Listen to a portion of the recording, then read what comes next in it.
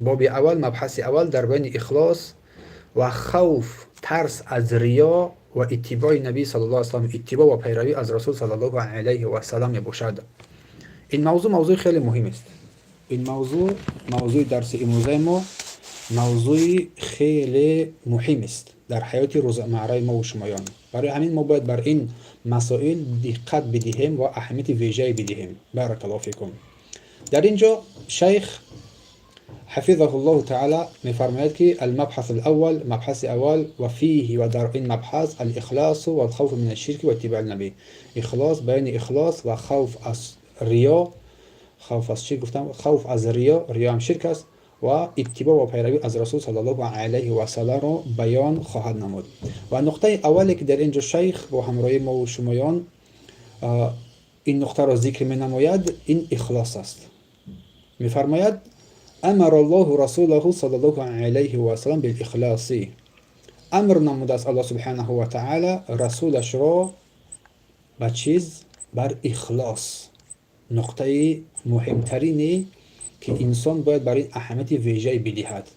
امر نموده است الله سبحانه و تعالی رسولش را به اخلاص و فرموده است، فقال و فرمود واعبد الله مخلصا له الدین.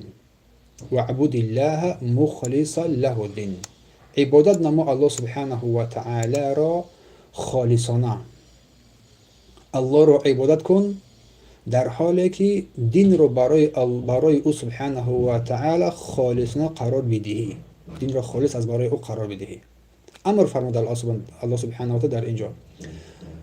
و امره ان یبین للناس ان العبادته لله. امر نمود الله پیامبر را امر نمود ان یبین، اینکه بیان نماید برای مردم. چی را بیان نماید؟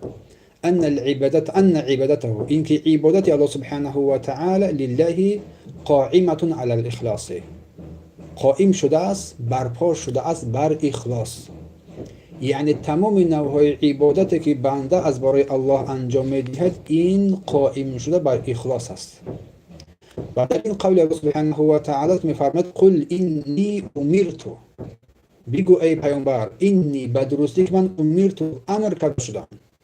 و امر کننده الله سبحانه و تعالی است. قل انی امرت ان اعبد الله مخلصا له الدین، اینکه الله سبحانه و تعالی را عبادت نمایم مخلصا له الدین، در حالی که دین برای او خالصانه برگردانده شود. دین برای او خالصانه برگردانده شود. این دو آیه مبارکه از سوره زمر است. آیت دوم و آیت 11 در بیان اخلاص است. عبادت را خالصانه از برای او سبحانه و تعالی انجام دادن. پس الله را عبادت کن در حالی که دین را برای او خالص بگردانی. عبادت را، نماز را، روزه را، دعا را، توکل را، قربانی را، نذر را، ذکر را، قرائت قرآن را، تلاوت را، طلب علم را، هر چیز را تنها برای رضای الله سبحانه و تعالی انجام بده. تنها از برای او. مخلص له الدین، دین، اطاعت، بندگی، نیت، همه این رو از برای او قرار بده. همه این اعمال رو از برای الله قرار بده، نه برای مردم، نه برای آبرو، نه برای منصب، نه برای عادت که این راه علم را برای خود یک کسب، یک عادت قرار بده، بلکه برای عبادت. مخلص له الدین، خالص گرداندن این عمل از برای الله. یکی نیت و مقصد تنها رضای الله باشد و در این کسی را با الله سبحانه و تعالی شریک قرار ندادن باشد. برای مخلصا له الدین گفت الله سبحانه و تعالی. و در این آیه چی فرمود؟ قل انی امرت، بگو ای پیامبر، انی امرت، من امر شدم که الله را عبادت کنم، ان اعبد الله مخلصا له الدین، در حالی که این دین را برای او خالصانه بگردانم. این امر با سوی پیامبر است، چون نگفتیم. و امر با سوی پیامبر، امر با سوی ما و شما برمیگردد. هر امری که در کتاب الله یافت میشد با سوی پیامبر است، و خطاب اصلی با سوی ما و شماست. تا که ما و شما از این عبرت بگیریم. یکی اولین کسی که الله رو با اخلاص عبادت میکنه دیگه پیامبر صلی الله علیه و سلم است، سپس پیامبران او، پیروان او. و این قاعده عمومی برای تمام امتش است. عبادت به اخلاص قبول نمیگردد. عبادت به اخلاص در نزد الله سبحانه و تعالی قبول نمیگردد. پس این آیه کریمه که فرمود که بگو ای پیامبر به درستی که بر من امر شد که من الله را خالصانه عبادت مینمایم، این آیه کریمه شرک را رد میکند. چون ضد اخلاص این شرک است. در عبادت خود شریک نآوری الله سبحانه و تعالی. دعا را از برای غیر الله صرف ندهی، نه از برای مرده، نه از برای اولیا، نه از برای پیر، نه از برای قبر. قربانی، نذر، همه اینا را از برای غیر الله صرف نکنی، از برای الله صرف کنی. از کسی از غیر الله نجات، رزق، بخت دیگه طلب نکنی. در زمان چون مخلص له دین، دین رو برای او خالص بگردانی. خالص از کلمه خلاصی، از خلاص یافتن، از تمام فکرهای نادرست خلاصی میابی و این عبادت رو از برای الله صرف مینمایی. پس اگر که قربانی رو، نذر رو و نجات رو، رزق رو، بخت رو، هر چیز دیگر رو در غیر الله صرف کردی، این در معنای این که دین رو برای او خالص گردانده ضدیتی میکند. دوم ریا، خودنمایی، مخلص له الدین، خالص ضد ریاکاری است. مثلا انسان علم را به خاطر آن بیاموزد یا که عبادت را به خاطر آن انجام میده که مردم تعریفش کنند، یا که بگن که این آدم دیندار است، با تقوا و پرهیزگار است، یا که مقام آبرو، بلند مقام آبرو در نزد مردم.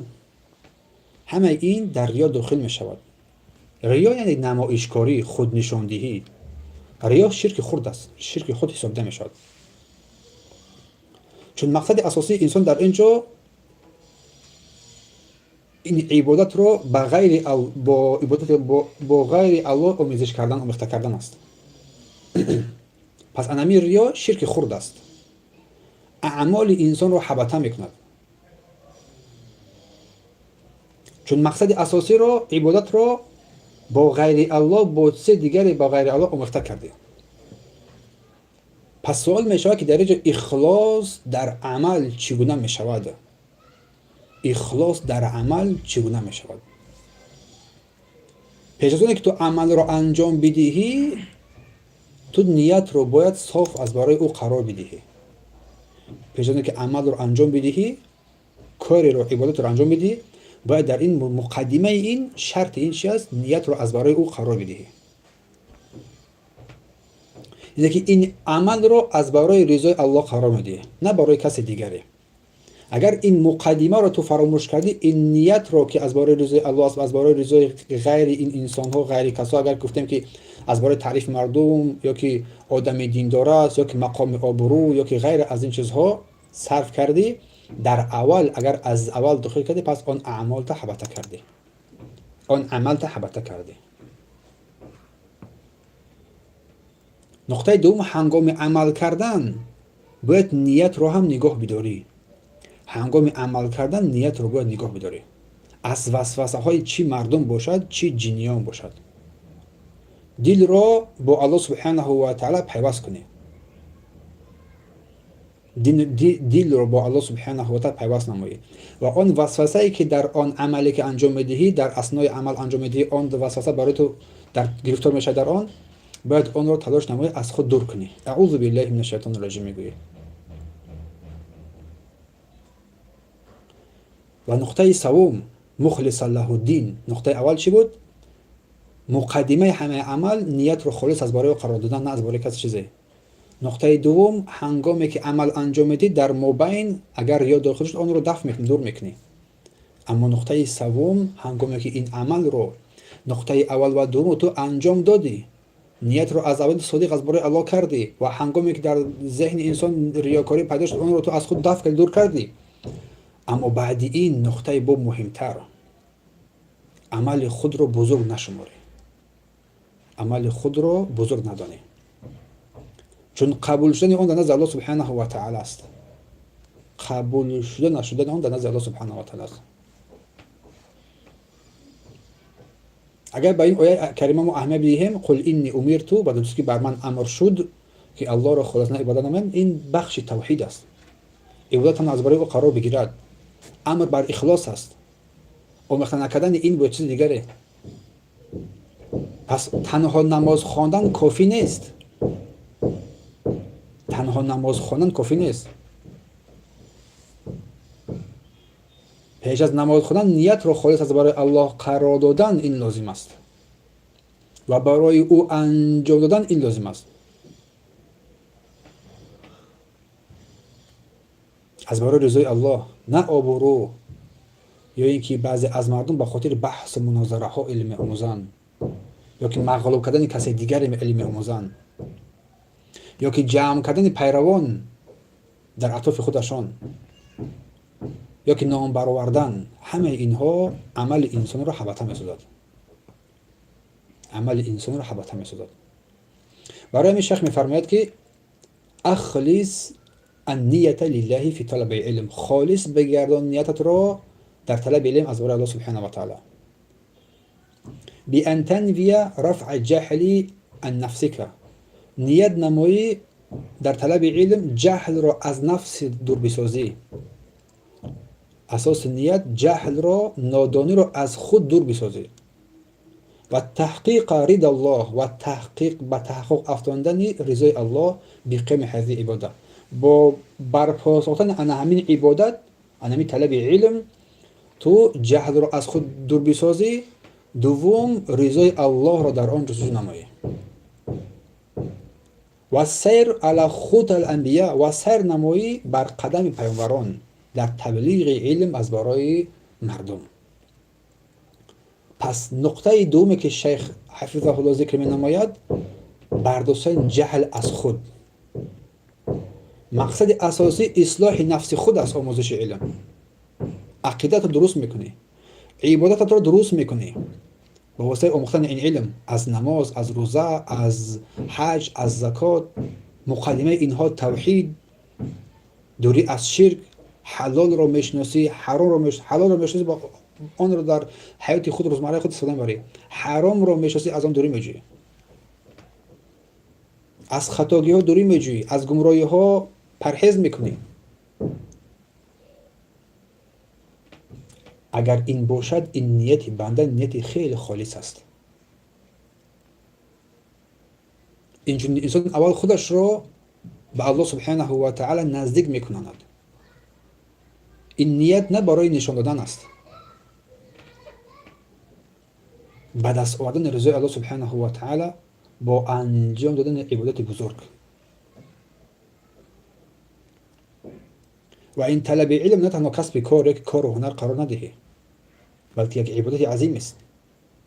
چون تو به واسطه این رضای الله را پیدا می نمایی و جهل را از خود دور میکنی و از دیگران دور میکنی. مثل نماز و روزه ای که به نیت وابسته است که محل آن قلب است، نه با زبان گفتن، مثل همین نماز و روزه ای که رکنهای اساسی است، مثل همین باید تو نیتت رو خالص قرار بدهی.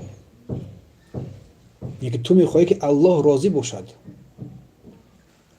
با این آموختن حق رو بشناسی و از حق پیروی نمی و با حق عمل کنی. برای همین شیخ فرمود اخلاص اعمال لله امر عزیز، اخلاص عملها از برای الله یک امر عزیز است، یک امر عزیز است، کار عظیم است. فاستعن بالله، در این حالت از الله سبحانه و تعالی کمک بخواه بر تحقیق این اخلاص در اعمالت. از الله کمک بخواست، از الله کمک بخواه با دعا. قال ابن جوزی میفرماید که ما اقل من یعمل لله تعالی خالصا، چی بسا کم است که مردم از برای الله خالصانه عمل نمایند. چی بسا کم است خالص از برای الله سبحانه و تعالی. لأن اکثر الناس یحبون الظهور، چون بیشتری از مردم دوست می‌دارن ظاهر شدن، نمایان شدن در بین مردم را. در عبادتهایشان، در اعمالشان. فعلا اگر انسان برای این اهمیت ندهد، شاید در قلبش، شاید در روحیه‌اش چیزی پیدا شد که انسان را به سوی هلاکت بکشاند، در حالی که خود نمی‌فهمد. و سپس مؤلف حفظه الله تعالی می‌فرماید که اخفاء الاعمال الصالحه من علامات الاخلاص، پوشانیدن عمل‌های صالح این از علامت‌ها و نشانه‌های اخلاص است. پوشاندن عمل‌های صالح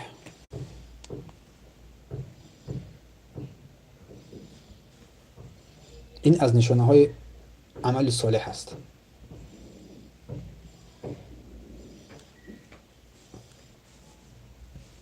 آموزش علم برای خدمت به دین و رساندن حق به مردم و مردم را از جهل و گمراهی، ضلالت، کفر و شرک و بدعت به سوی راه توحید و سنت راهنمایی کردن.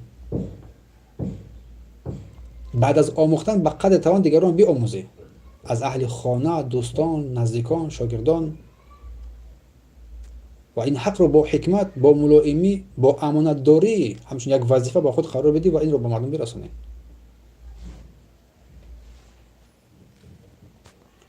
و رساندن علم هم شرط نیست که انسان حتما بالای منبر ببراید. این شرط نیست. و شرط نیست که انسان عالم علامه شاید سپس اون علم را برساند. حتی یک نفر را درست کنی، این هم فضل است. یک نفر را. پیغمبر علی چی گفت در جنگ خیبر؟ لئن یهدی الله بک رجلا واحدا، یک مرد را الله به دست هدایت نماید، خیر لک من حمر نعم، برای تو بهتر است از چیز؟ از شتر سرخمویی. شتر سرخمویی در نزد عرب بسیار شتری با قدر، با قیمت است. حتی یک نفر را درست آموزاندن در این داخل می شود، یک نفر هم باشد. اما نیت های ناسالم انسان را به سوی هلاکت می کشاند.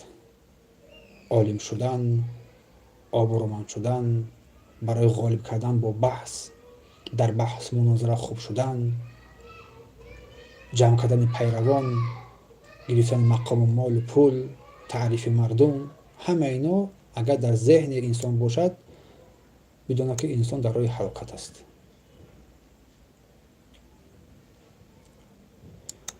برای همین شیخ درش گفت اخفاء، پوشاندن اعمال صالح از علامات اخلاص. هر قدری که بنده عملهای صالح را پنهان کردن گیرد، همون قدر برای انسان زیباتر است و بعد نزد الله قبولش بیشتر است و مخلص بودن، صادق بودن بنده در نزد الله بیشتر میگردد. چگونه ای که شیخ میفرماید کما یحب العاصی، چگونه که شخص گناهگار دوست می‌دارد اخفاء سیئاتی، پوشاندن گناهانشان را. شخص گناه میکند و همه چاره را پیش میبرد که تا که همین گناهانش را پنهان میکند، بپوشاند. انا همین گونه اعمال صالح رو تلاش می‌نماید که آنها را پنهان بکنه. پنهان به این معنی که تو اعمال صالح انجام میدی، در مسئله نشر دین تقصیری نمایی.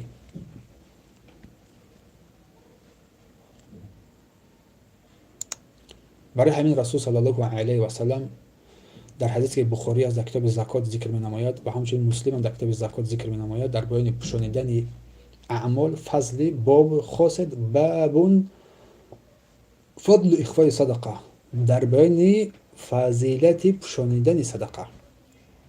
از حدیث ابی هریره می‌گوید که رجل تصدق بصدقه، یک مرد صدقه نمود با صدقه، صدقه داد در راه الله، فاخفاها و او را پوشانید، پنهانی کرد، حتی لا تعلم یمینه ما تنفق شماله، حتی چنان نفقه کرد که نفقه را چنان پنهانی کرد که آنچه که دست راست نفقه کرد دست چپش نداند. و رجل ذکر الله خالیا، و مردی که الله سبحانه و تعالی را در خلوت یاد کرد، در خلوت مردی که الله را یاد کرد، ففاضت عیناه، و آب دیده‌اش ریخت، اشکش ریخت. ترس بنده نه در نزد مردم ظاهر می‌گردد، بلکه ترس بنده هنگامی که بنده در پنهانی میماند، تنها میماند، در اینجا ظاهر می‌گردد. این حدیث رو بخاری و مسلم روایت کردند. قال بشر ابن حارث رحمه الله تعالی می‌فرماید که لا تعمل لتذكر، تلاش کن تا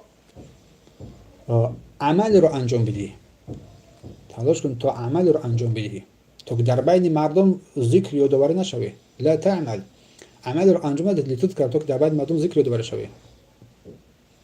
اکتم حسنته، حسنه اعمال نیک رو پنهان نما. کما تکتم سیئته، چونه که عملهای گناه و معصیت رو تو پنهان میکنی، انا همه گونه اعمال صالح رو پنهان نما.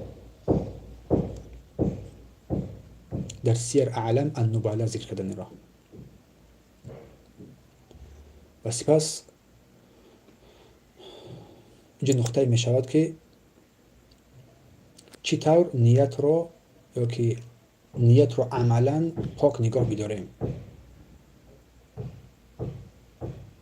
پیش از درس، پیش از هر عمل، پیش از هر کار، تو این عمل خالص از برای الله قرار بده.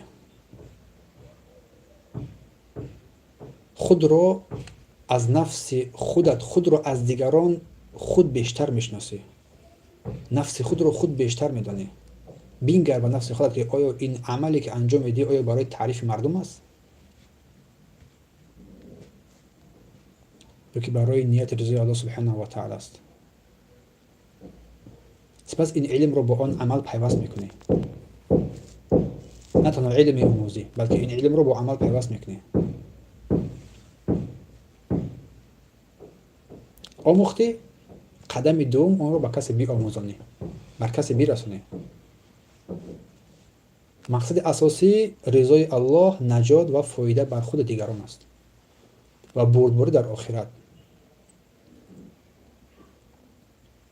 خیلی مهم است عمل رو از برای الله سبحانه و تعالی انجام دادن. این کار خیلی در حیات انسان مهم است، نه برای تعریف و شهرت و شهادت و دیپلم و دیگر چیزهایی که در این زمانه در بین مردم منتشر شده‌اند. به درستی که این نیت ها اعمال انسان را حبطه میکند و دعا میکنی الله سبحانه و تعالی در کاری که انجام میدی نیت خالص برای او قرار بدهد و واسه الله سبحانه و تعالی از ریا پناه میبری و دعا میکنی که الله سبحانه و تعالی این عملت را قبول کند. این کارها در حیات روزمره حیاتی که ما باشیم برای ما باشیم مهم است. اگر مشکلی داری بر اهل علم مراجعت می‌نمایی.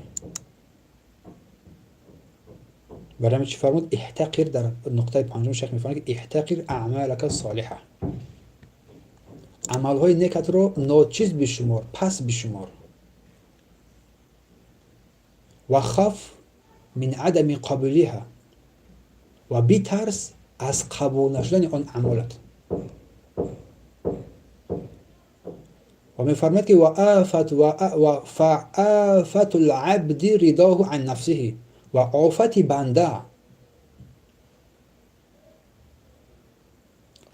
بنده رضا شدن با نفس خودش است، راضی بودن با نفس خودش است. بنده از خود راضی می شود، این برای بنده خطرناک می گردد. ابن قیم رحمت الله علیه می فرماید که والعارف من صغرت حسناته، عارف یک شخص دانا، دانشمند، با عقل، با معرفت، آن کسی است که صغرت پس شمرده است حسنات خودشان را. دانای حقیقی کسی است که نیکی هایش را در نظرش خرد می‌بیند، نیکی هایش را در نظرش خرد می‌بیند.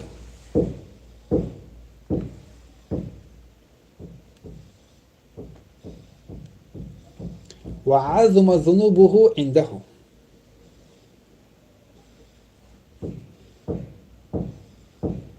و گناهانی که انجام می‌دهد این گناهان را بزرگ می‌شمارد، این گناهان را بزرگ می‌شمارد. و شیخ می‌فرماید ابن قیم که کلما صغرت حسناته، هر قدری که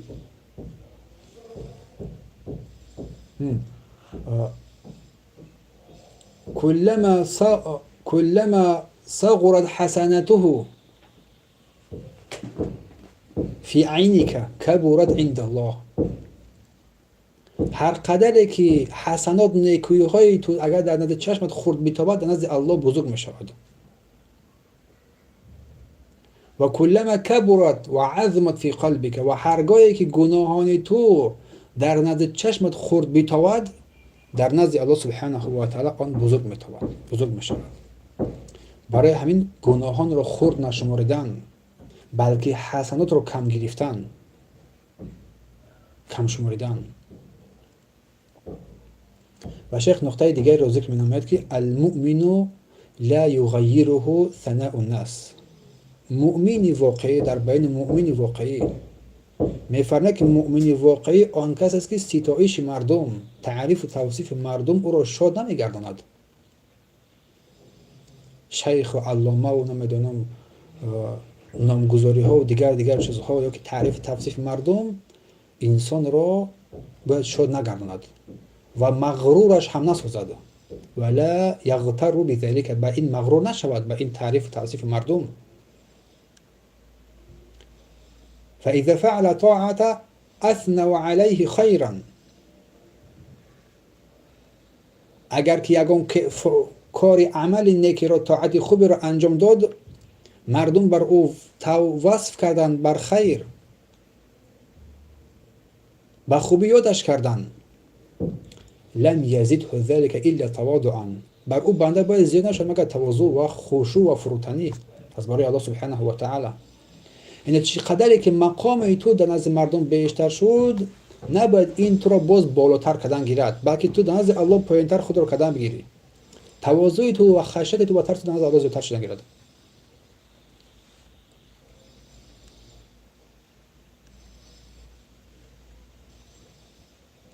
بارک الله فیکم. برای همین ابن جوزی می‌فرماید که نگاه را از مردم بردار، نگاه را از مردم بردار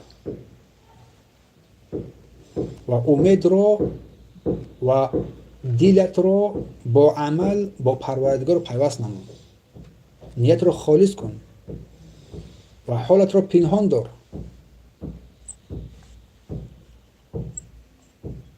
اما سپس شیخ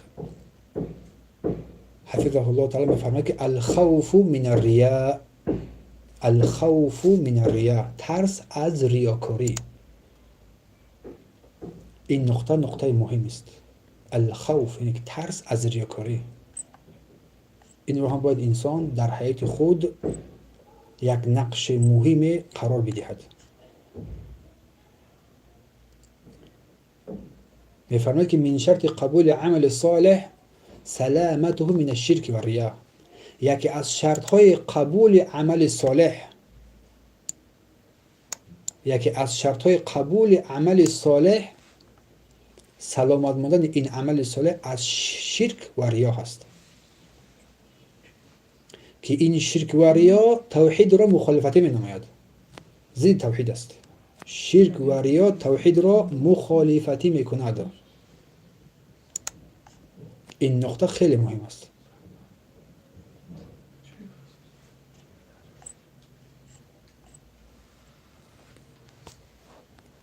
پس وقتی که انسان میتواند کار نیک را پنهان انجام بدهد و آن کار را انجام بدهد، این دلیل است که مقصد اساسی بنده رضای الله است، نه تعریف مردم.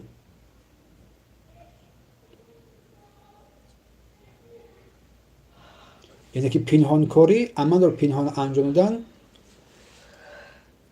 خود اخلاص را کفالت نمیدهد، اما علامت و سبب‌های قوی از برای محافظت نیت قرار می‌گیرد. هر قدر عمل در چشم مردم پنهان‌تر باشد، همان قدر امید قبول اعمال بنده در نزد الله سبحانه و تعالی می‌شود. چون عمل را پنهانی کردن از آمیخته شدن نیت با ریا کمتر می‌شود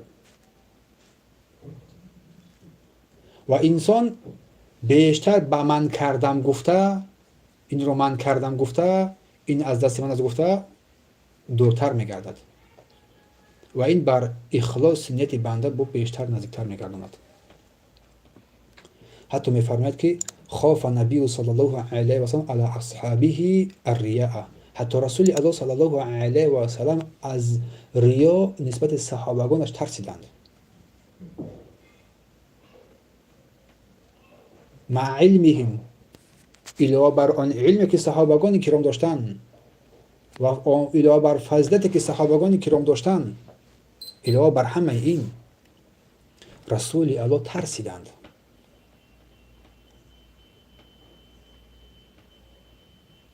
شیخ میفرماید که فغیرهم اولی بالخوف، پس غیری اصحاب پیامبر والاتر است در ترس از ریا و شرک. قال ابن مسعود، قال ابو سعید خدری رضی الله عنه، ابو سعید خدری رضی الله عنه میفرماید که خرج علينا رسول الله صلی الله علیه و نحن نتذاکر المسیح الدجال.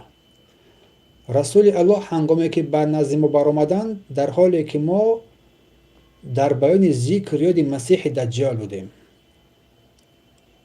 دجال رو سخن میگفتیم. فقال، این هنگام رسول گفتند الا اخبركم بما هو اخوف عليكم عندي من مسیح دجال، آیا من بر شما خبر ندهم، آیا شما را از چیزی خبر ندهم که نزد من برای شما از مسیح دجال در هم دیده ترسناکتر است؟ قال، گفت قلنا بله، گفتیم بله ای رسول الله. قال الشرك الخفی، شرک پنهان، شرک پنهانی. پس شرک پنهانی چی است؟ در جواب با رسول در اینجا تفسیر کردن، بیان کردن ان یقوم الرجل یصلی، این که مرد میخواهد نماز میگذارد، فیزین صلاته بما یرى من نظر رجل، نمازش زینت میدهد، میبیند که مردم او را نگاه دارند، نمازش زینت میدهد. روایت ابن حبان است، در کتاب الزهد در باب ریا این را ذکر کردن. قال شیخ سلیمان ابن عبدالله آل شیخ، شیخ سلیمان ابن عبدالله آل شیخ رحمت الله علیه بیان کردن الریا اخوف من على الصالحین من فتنة الدجال. ریاکاری یا که ریا برای صالحان از فتنه دجال دیده هم ترسناکتر است. فتنه دجال دیدن ترسناکتر است. اما اعمال غیر صالحه فلا ریاء فیها، اما اعمال هایی که غیر صالح هستند، اعمال های غیر صالح هستند، در آن دیگر ریایی نیست، در آن دیگر ریایی نیست. و انما يدخل فيها الشهرة والعجب والفخر والكبر. میفرماید با درستی که یا که بلکه با آنها عادتا شهرت نمایی یا که شهرت طلبی، خودپسندی، فخر، کبر، غرور مانند اینها داخل می شود و انسان را هلاک می کند. این نقطه دوم است. اما نقطه سوم در این فصل دوم از آداب طالب علم اتباع النبی، پیروی از رسول صلی الله علیه و سلم. این نقطه خیلی مهم است، پیروی از رسول صلی الله علیه و سلم. میفرماید که شیخ حفظه الله تعالی فی اتباع النبی صلی الله علیه و سلم سعادت الدنیا والآخره، با درستی که در اتباع و پیروی از رسول صلی الله علیه و سلم سعادت دنیا و آخرت است. قال سبحانه، الله سبحانه و تعالی می فرماید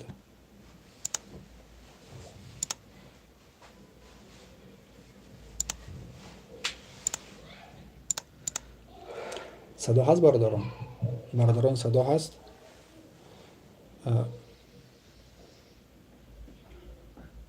صدا در همه هست؟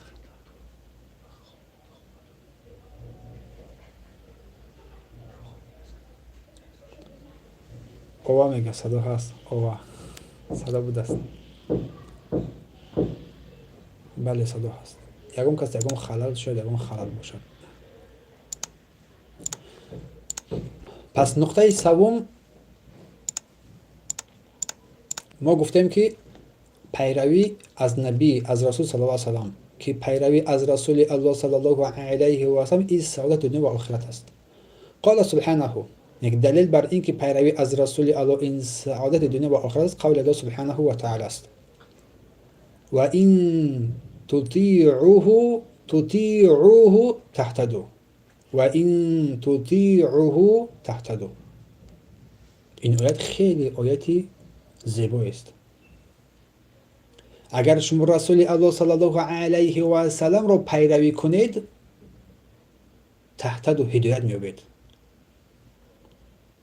برای شخص عاقل و دانشمند انا همین حدیث، انا همین قول الله سبحانه و تعالی اگر بر این بیاندیشد، سبب سعادتمندی دنیا و آخرتش میگردد. اگر شما از رسول الله پیروی کنید، هدایت می‌یابید. هدایت حصر شده است در رسول الله صلی الله علیه و سلم، در اتباع و پیروی از او. قال شیخ الاسلام می‌فرماید که السعادة العباد فی معاشهم و معادیهم اتباع الرساله.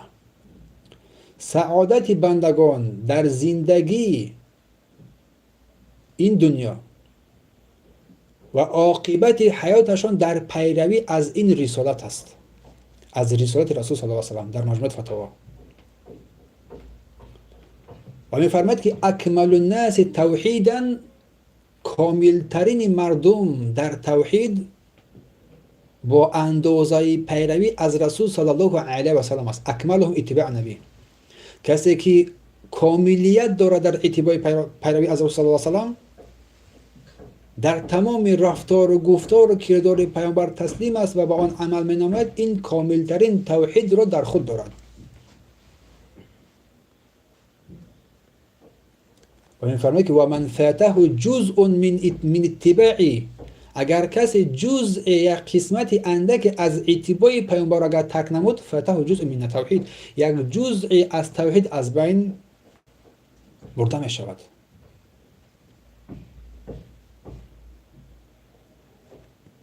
نقطه مهم است. پس کمال مردم، کاملی مردم در توحید با اندازه پیروی از سنت رسول صلی الله علیه و سلم است.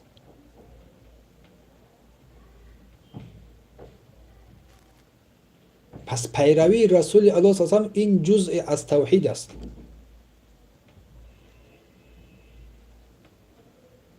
چون با توحید بودن بنده و پیروی نکردن از رسول الله، انسان این توحید را از دست می‌دهد.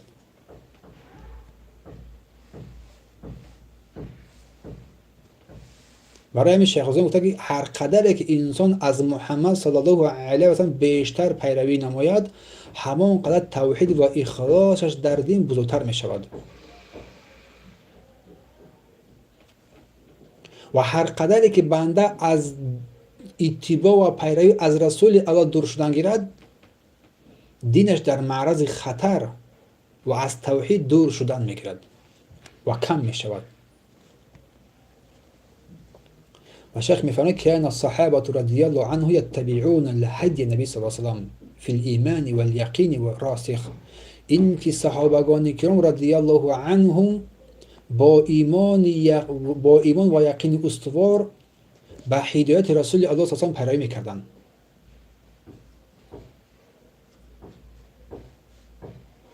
رافع میفرماید که نهانا رسول صلی الله علیه و سلم، رسول الله ما را من کرد. رسول الله ما را من کرد. از چی؟ ان امر کان لنا نافعا.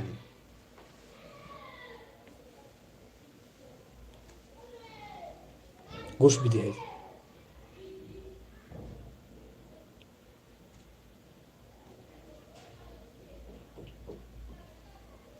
رسول الله نهانا من کرد رسول الله صلی الله علیه و سلم ما را از امری که کان لنا نافعا، برای ما منفعت می آورد، خوب بود برای ما. یعنی و فرمود که اطاعت الله و رسولش نافع‌تر است برای ما. یعنی که از یک امری که خوب است ما را رسول الله من نمود، در برابر این اطاعت و فرمانبرداری الله و رسولش رو برای ما منفعت بخش تر قرار داد. روایت مسلم. کان الصحابه رضی الله عنه یقتدون بافعال نبی صلی الله علیه و آله. اینکه صحابگان کرام با فعل و رفتار و کردار رسول الله اقتدا میکردن، پیروی میکردن. و رسول الله را در زندگانی خود یک الگو و اسوه حسنه قرار میدادند.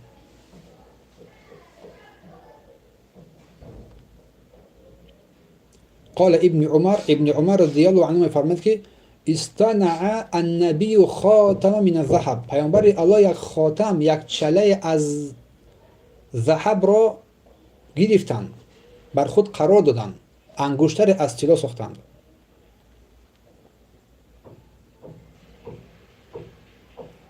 و کان یلبسه، و آن را می پوشیدند. و جعله فصه فی باطن کفه،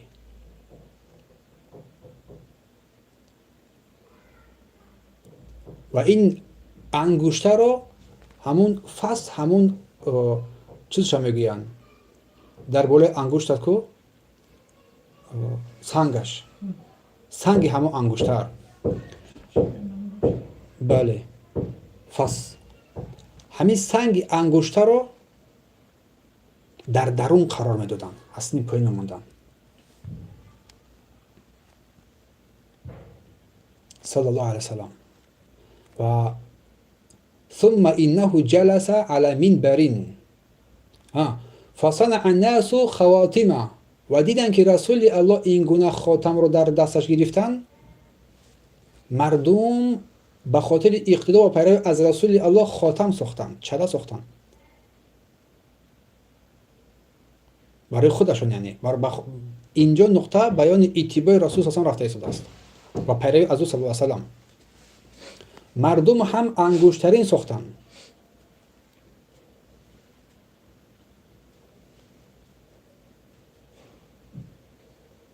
ثم انه جلس على منبر، سپس رسول الله در بالای منبر نشستن، فنزعوا، اون چله‌اش رو گرفتن، پرتافتن، دور کردن از خودشون. وقتی دیدن که مردم این کار را کرده ایستادن، این را گرفتن، دور کردن از خودشون. و فقال انی کنت البس هذا خاتم، من این چله را می پوشیدم. فاجعل فصه من داخل، و این انگشتر و این سنگش را از داخل میگذاشتم. فرما بهی، پس این رو پرتافتن. ابن عمر میگوید این چله را دور کردن از خودشون. ثم قال، سپس گفت والله لا البس ابدا، قسم به الله من این رو هرگز و هرگز نمیپوشم. نقطه مهم در اینجا، فنبذ الناس خواتمهم، مردم از رفتار پیامبر نگاه گوش بدهید، خاتم های خودش رو همه کشیدن و آنها را هم چه کردن؟ از خودشون دور کردن. متفق علیه، روایت بخاری و مسلم همچنین حدیث. پس مردم هم انگشترهای خود را گرفتن، پرتافتن، دور کردن از خودشون. و سپس نقطه دیگری که مؤلف رحمت الله علیه ذکر می‌نماید، التردد فی اتباع،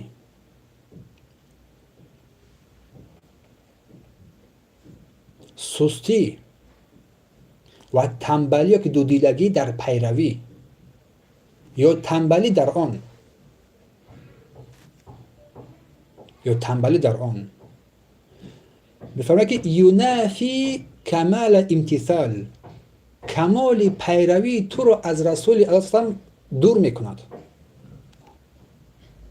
کمال اطاعت پیروی تو رو از رسول الله دور میکند.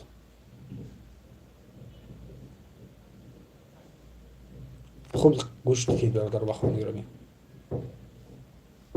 هر کسی که از گفتار رسول الله روی گرداند، از اطاعت کنندگان نیست. هر کسی از رفتار و گفتار و کردار پیامبر روی گرداند، از اطاعت کنندگان نیست.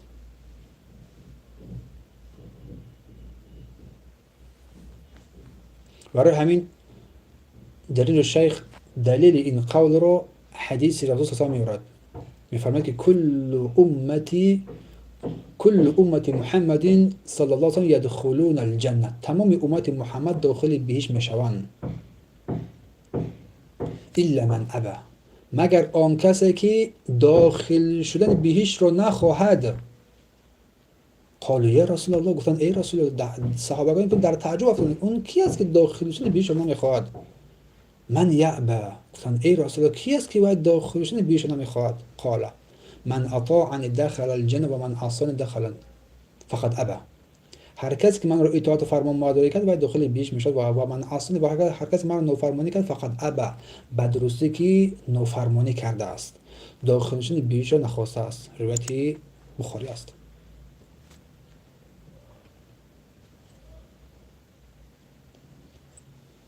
بارک الله فیکم. این نقطه ها را مد نظر بگیرید. اگر انسان به اینا اهمیت بدهد تواضع انسان بیشتر میگردد. مردم ظاهر ما و شما را میبینند، به ظاهر ما و شما حکم میکنند و بها میدهند، اما توی بنده خودت ظاهر باطنت را در نزد الله در نزد خودت بیشتر میدانی و الله از ظاهر باطن ما بیشتر خبردار است، از باطن ما با خبر است. پس بگذار باطن هر چی بگوید، بگذار ظاهر هر چی بگوید. پس باطن رو، سلامتی باطن رو نگاه بدار و این رابطه را با الله سبحانه و تعالی خوب پیوست کن.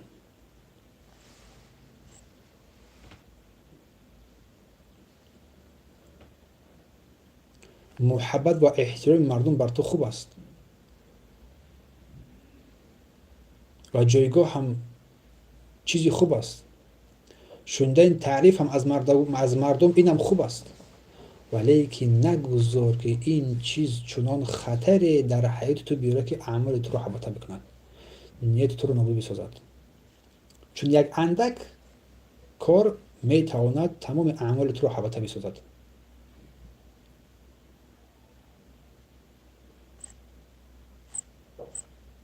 برای همین مراقب اعمال خود باشیم.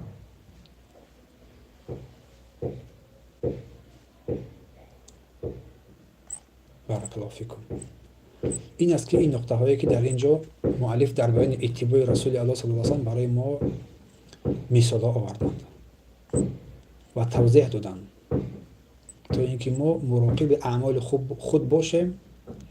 و این سه مسئله مهمی که در اینجا بیان کرد، این سه مسئله را، یکم اخلاص، دوم ترس از ریا و سوم اتباع پیامبر صلی الله علیه و سلم، اینها را در اعمال خود، در تمام اعمال خود نگاه بداریم. هر کی باشی، نوبسته از منصب، جا، مقام، هر کی باشی، همین سه چیز رو در حیات زندگی فراموش نکن. یکم اخلاص، دوم خوف از ریا و سوم اتباع پیامبر صلی الله علیه و سلم. چون در این سعادتمندی و خوشحالی و خوشبختی ما و شما نهفته است.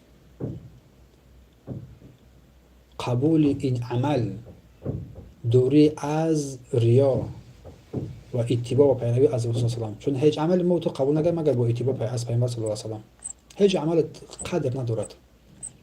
اگر مثل کوه هم اگر عمل داشته باشی و لیکن اتباع راست نباشه در آن، این عمل در روز قیامت هباء منثور میگردد. هباء منثور، الله در کلام میفرماید که یک گرد و چنگ، گرد و باد که است که در روز شمالی آن رو در آسمان پرتو، در یک لحظه نابود میشود در پیش چشمت. اعمال انسان هم خیلی میگردد.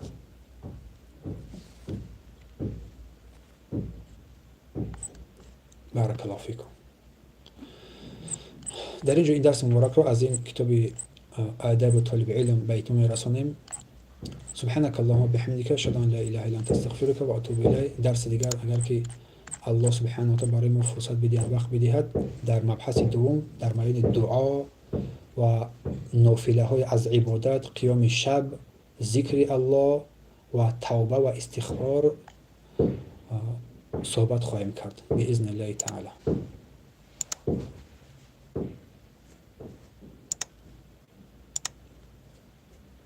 سپس کتاب نوبتی که ما در دست داریم از اصول سنه امام احمد ابن حنبل است. اصول سنه امام احمد ابن حنبل. از این کتاب با فضل و کرم الله سبحانه و تعالی با همراهی شما خواهیم گرفت.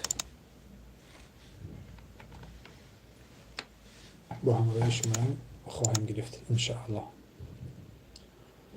و این کتاب اصول سنه که برادر گرامی ما در این مورد سوال کردن، مقدمه آن را میتوانید که از درس اول در بیایید، دریافت کنید. مقدمه آن را از درس اول دریافت کنید و مقدمه اول را خوب درست و نیکو بخونید. چون مقدمه اول تو را بسیار مسئله ها را با سوی بسیار مسئلات رو راهنمایی میکند. اگر مقدمه اول رو که ما گرفتیم اگر اون رو خوب فهمیدی، انشاءالله که درس‌های بعدی برای تو آسان خواهد شد باذن الله تعالی. ما در درس گذشته در اصول سنت در بیان مقدمه اول از این کتاب مبارک، از اصول سنت امام احمد بن حنبل که مؤلف گفت اصول سنت در نزد ما تمسک جستن با آنچه که اصحاب پیامبر بودند، اقتدا و پیروی از آنها و ترک بدعت ها و هر بدعت گمراهی و ضلالت است و ترک خصومات، جنگ و جدال و جلوه ننشستن با اصحاب با هواپرست ها و همچنین ترک نمودن بحث و مناظره ها و خودنمایی و نزاع ها در دین است. این مسئله را برای ما مؤلف رحمه الله تعالی بیان کرده بود. اما امروز باشد از این کتاب مبارک، از این اصول سنت، بیان منزلت سنت و علاقه آن با قرآن را صحبت خواهیم کرد. بیان منزلت سنت و علاقه آن با قرآن. مصنف امام احمد ابن حنبل رحمت الله علیه در اینجا شروع می‌نماید کتابش را و میگوید که و سنت عندنا آثار رسول الله صلی الله علیه و سلم، و سنت در نزد ما آثار، یعنی که احادیث رسول الله صلی الله علیه و سلم باشد. سنت در نزد ما آثار، یعنی که احادیث رسول الله صلی الله علیه و سلم می باشد. این نقطه ارزشمند و مهم است که این را ما باید زیر نظر قرار بدهیم. این نقطه را. بارک الله فیکم. چی گفت مؤلف؟ امام احمد سنت در نزد ما این احادیث رسول الله صلی الله علیه و سلم باشد. پس سنت در نزد عقیده اهل سنت و الجماعت که امام احمد این عقیده را بیان کردن، اینها احادیث رسول الله صلی الله علیه و سلم هستند. چون که شیخ الاسلام رحمت الله علیه میفرماید که سنت این یعنی آنچه که پیامبر الله صلی الله علیه و سلم بر آن بودند از اعتقاد و قول و عمل می باشد. این رو خوب اندیشه کنید برادران. آن چیزی که رسول الله صلی الله علیه و سلم بر آن بودند و صحابگان کرام از اعتقاد نقطه مهمتر و قول و عمل بودند. برای چی این نقطه را شیخ ذکر نمود؟ به خاطر آنه که بیشتر از مردم شاید به قول و عمل اهمیت بدهند ولی که اعتقادی ندارند در اتباع پیامبر صلی الله علیه و سلم، دور هستند، فرسخ دور هستند. برای همه سنت، اساس سنت این اعتقاد و قول و عمل است. و نیز شیخ الاسلام می‌فرماید که اهل سنت آنهایی هستند که کاملا و با دقت از کتاب الله و از سنت پیامبر صلی الله علیه و پیروی میکنند. نقطه در جای کاملا گفت. پس اهل سنت کیا بودند؟ آنهایی هستند که کاملا و با دقت از کتاب الله و سنت پیامبر پیروی میکنند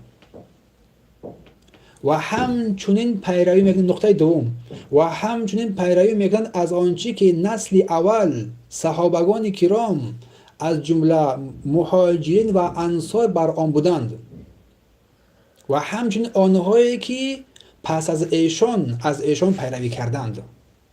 سه نقطه مهم ذکر کردم. یکم اتباع پیروی و پیوستن با اعتقاد و قول و عمل. اول اعتقاد رو ذکر نمود، سپس قول و عمل، چون یکی از این بدون دیگر بودن نمیتواند. سپس از مهاجرین و انصار صحابگان کرام، مهاجرین کسانی که از مکه مکرمه بعد ظلم استان بر مدینه منوره هجرت کردند، انصار کسانی هستند که رسول الله را با مهاجرین را قبول کردند، آنها را نصرت دادند. و سپس کسانی که از این مهاجرین و انصار از رسول الله پیروی کردند، از تابعین و تبع تابعین با احسان. و ابن رجب حنبلی در جامع علوم الحکم، یکی از بهترین شرح کتاب 40 حدیث نبوی است، زیباترین کتاب است، میفرماید که ائمه ما، یکی علماهای ما در بیان کلمه سنت راه و روش پیامبر صلی الله علیه و سلم و یارانش را در نظر دارند که این راه روش پیامبر و راه روش صحابگان کرام خالی از شبهه هاست. و خالی از شهوات است.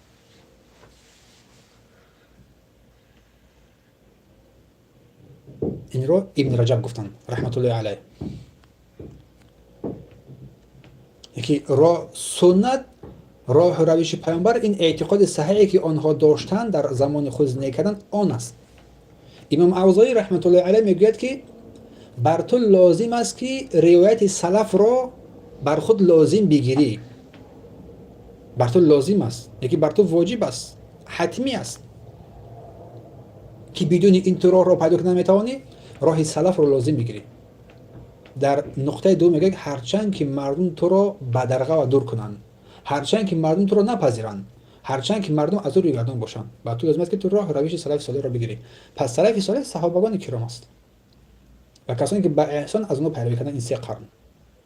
و در دوام امام اوزاعی میفرماید که و بر حذر باش از آرا، فکر و اندیشه و نظریات مردم، هرچند سخن خود رو برای تو آراسته و مزخرف زیبا جلوه بدهند.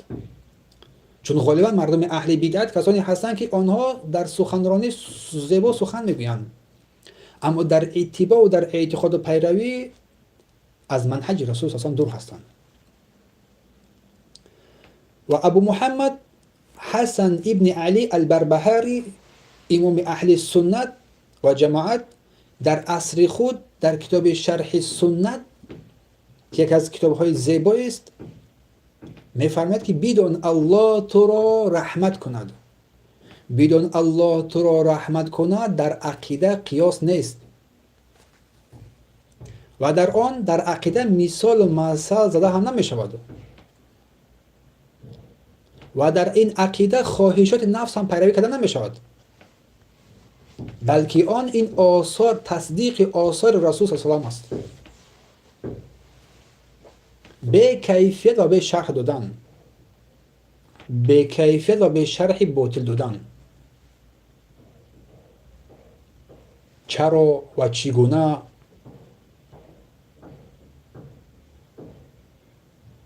و می‌فرماید که علم کلام خصومت و بحث مناظره و شک و شبهه را در قلب انسان پیدا میکند و در دل انسان شک را می‌افزاید. اگرچند که اگر صاحب آن کسی که با علم کلام چند اگرچند که با حق برسد، با سنت برسد، ولی در دل انسان شبهه و شک را پیدا می‌نماید. پس آثار رسول الله صلی الله علیه و سه قسمت است. یکم فعلی است، دوم قولی است و سوم تقریری. در دست گوشه گفته بودیم ما فعلی، قولی و تقریری است. اما فعل های پیامبر با قسم های گوناگون تقسیم می شود. فعل پیامبر، فعل های پیامبر با قسم های گوناگون تقسیم می شود.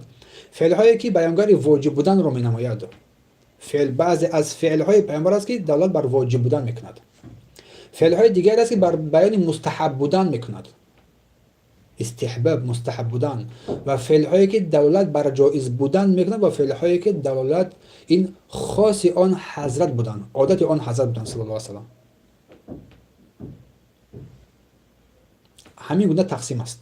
یکم فعل هایی که دلالت بر واجب میکند، دوم دلالت بر جایز بودن میکند، سوم دلالت بر مستحب بودن میکند و چهارم دلالت بر عادت آن حضرت میکند. یکی بر این سنت گفته نمی شود، به مثل صلاح.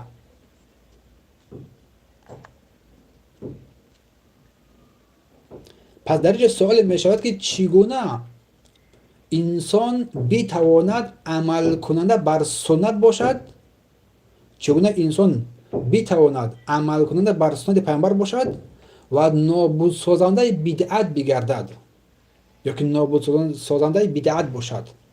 اولا آموختن سنت بر قدر امکان. دوم دعوت به سوی سنت و مخالفت نکردن آن آثاری که از رسول ثابت است. و سوم دعوت به سنت پس از علم و عمل بر آن. چون گاهی می شود انسان چیزی را سنت می شمارد که اصلا سنت نیست. برای همین این نقطه مهم است. و همچنین صبر در طلب نمودن سنت و همچنین حمایت سنت با سخن و عمل. حمایت سنت با سخن و عمل کردن.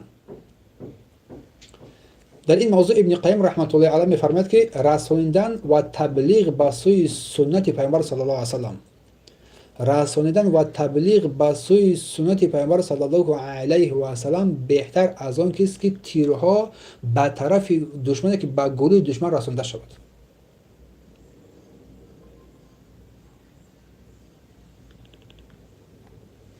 می‌فرماید که زیرا تبلیغ نمودن کار بسیاری از مردم است، اما کسی که ترغیب سنت رو انجام می‌دهد، سنت رو بر مردم نشان می‌دهد، مردم رو به سوی سنت راهنمایی می‌کند، این رو جز وارثان پیامبر کسی دیگر انجام نمی‌دهند.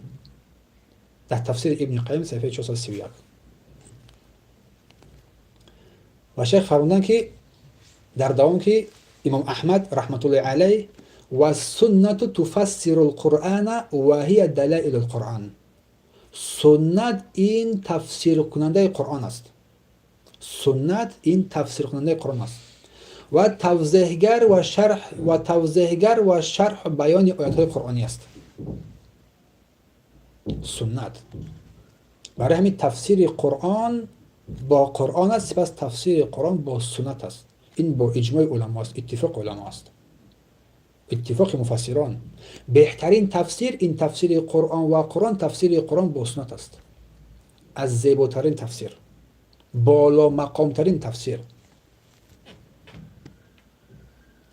اگر دلیل ها از قرآن مجمل باشد، مجمل سخنی که معنای آن با شرح نیازمند است.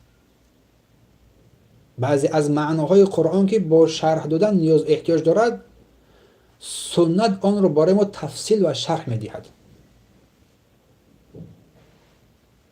اگر مبهم باشد، برای ما ناروشن باشد، برای ما ناروشن بگردد، پس سنت آن را برای ما واضح و روشن می‌کند. کلام الله سبحانه و تعالی را.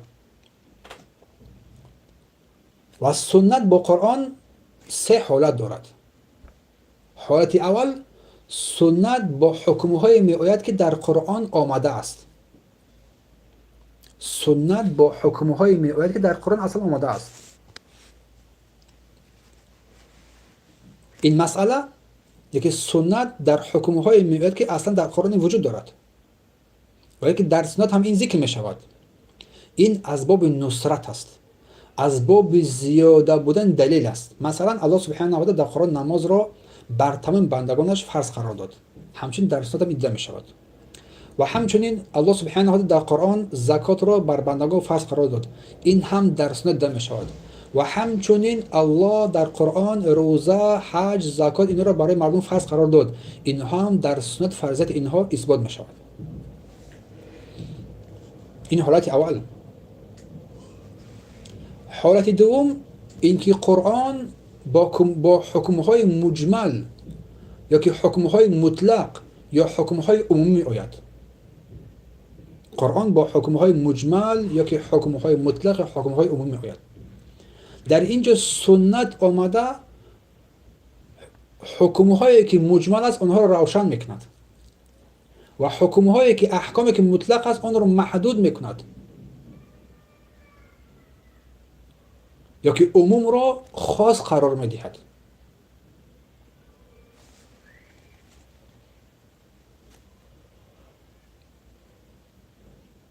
یا که قرآن با طور عموم میاد و سنت باشد آن را می‌آورد و روشن می‌کند. یا که قرآن در حکم را مطلق میاد، سنت آورده این را محدود می‌کند. چون یک در قول الله سبحانه و تعالی است فامسحوا بوجوهکم و ایدیکم، الله می‌فرماید پس با روی‌ها و دستان خود مسح بکشید.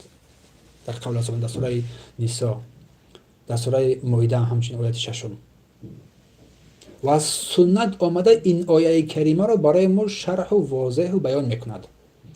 از عمار ابن یاسر رضی الله عنه روایت است، میگه سألت نبی صلی الله علیه و عن التیمم، من از پیامبر در بیان تیمم پرسیدم. فامرنی ضربة واحدة، و بر من امر نمود، وقتی که عمرو ابن یاسر در بیان تیمم از رسول الله پرسان کردن و رسول الله بر عمرو ابن یاسر امر کردن، امرنی ضربة واحدة گفتن که یک ضربه بر خاک بزنم. در بالا آیت کریمه چی بود؟ فامسحوا بوجوهکم و ایدیکم، شما بر چهره های خود و دستان خود محض بکشید. اکی سنت بیان می نماید. عمرو ابن یاسر روایت می نماید که من از رسول الله این مسئله تیمم رو پرسیدم، گفت یک ضربه بر خاک بزنم. لیوجهی و لکفین گفتن و این ضربه که بر خاک زدم بر روی و دو دستان خود بیمالم. ابی داود این حدیث رو روایت کردن. این حالت دوم بود. اما حالت سوم که سنت احکام تازه و جدید رو می آورد. سنت احکام تازه و جدید و نوی رو می آورد که در قرآن اصلا نیست، در قرآن نیست. پس باید به این هم عمل کرد. به مثل که حرام بودن جمع کردن زن با عمش. دختر رو میگیری، عمه که ازدواج کردن با عمه وی همچنین، این رو سنت حرام کرده است. و حرام بودن جمع کردن زن با خاله‌اش، زن با خاله‌اش. و قول رسول صلی الله علیه و که لا یجمع بین امرأتی و عمتها، گفتم بین زن و عمه‌اش جمع نمیکنیم، ولا بین امرأتی و خالتها، و نه بین زن و خاله‌اش جمع نمیکنیم. در روایت بخاری و مسلم است. و سپس مؤلف رحمت الله علیه میفرماید که امام احمد وليس في السنة قياس ولا تضرب لها الأمثال ولا تدرك بالعقول ولا الأهواء إنما هو اتباع و ترک الهوا. در سنت قیاس نیست، نظیر و مانند هم ندارد و با عقل و هوا و هوس درک هم نمی شود. با عقل و هوا و هوس درک هم نمی شود سنت، بلکه سنت هو اتباع الهوا، هو اتباع و ترک الهوا. بلکه سنت این اتباع و اقتدا و پیروی و ترک هوا و هوس می باشد. این از سنت. اگر این معنایی که در اینجا مؤلف ذکر، اگر این معنا رو اگر در قلب انسان در آمد، و درست که انسان رستگار می شود. در سنت به درستی قیاس نیست.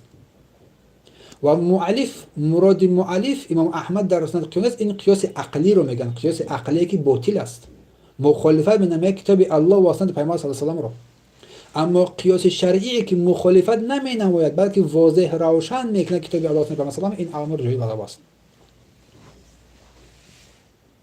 در مورد قیاس شرعی اگر ما بگیریم، در شریعت ربا را الله سبحانه و تعالی حرام کرده است. همین گونه نیست؟ ربا در شریعت حرام است. ربا از گندم باشد، از هر چی باشد. در اینجا علما میگن همین ربایی که الله از گندم حرام کرده، الله سبحانه و تعالی این رو ربا از برنج هم حرامش میکنن. قیاس شرعی. فهمو؟ این نقطه مهم است. ابو محمد حسن ابن علی ابن علی البربهاری رحمت الله علیه، امام اهل سنت و جماعت میفرماید که بدون الله تو رو رحمت کند. در عقیده قیاس نیست. این نقطه را هم در بالا ذکر کرده بود. در عقیده قیاس نیست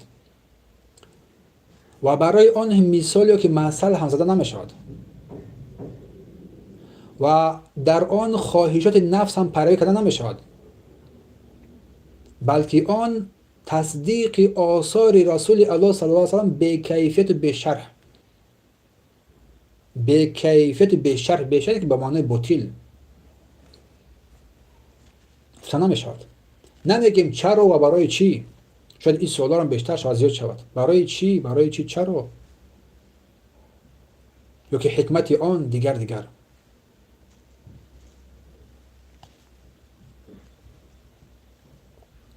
بارک الله فیکم. سپس مؤلف رحمت الله علیه امام احمد میفرماید که انما هو اتباع و ترک الهوا، بلکه سنت این اتباع و اقتدا و پیروی است و ترک هوا و هوس است.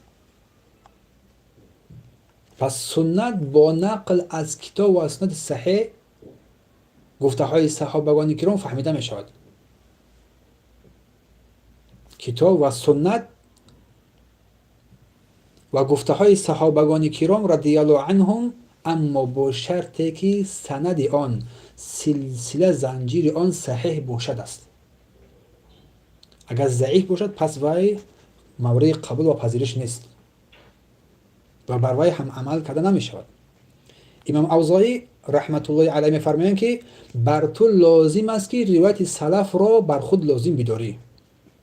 روایت سلف را بر خود لازم داری، هرچند مردم تو را تعبید به درقه و دور کنند و برحذر بکن از نظریات های مردم، فکر اندیشه های مردم، هرچند که سخنانشان را آراسته و مزخرف و جلوه زیبا بدهند. از این برحذر کنندن ما را. و سپس مؤلف رحمت الله علیه نقطه دیگری را از مهمات اصول سنت بیان می‌نماید. می‌فرماید که ایمان و اعتقاد باوری به تقدیر و نیک بد آن.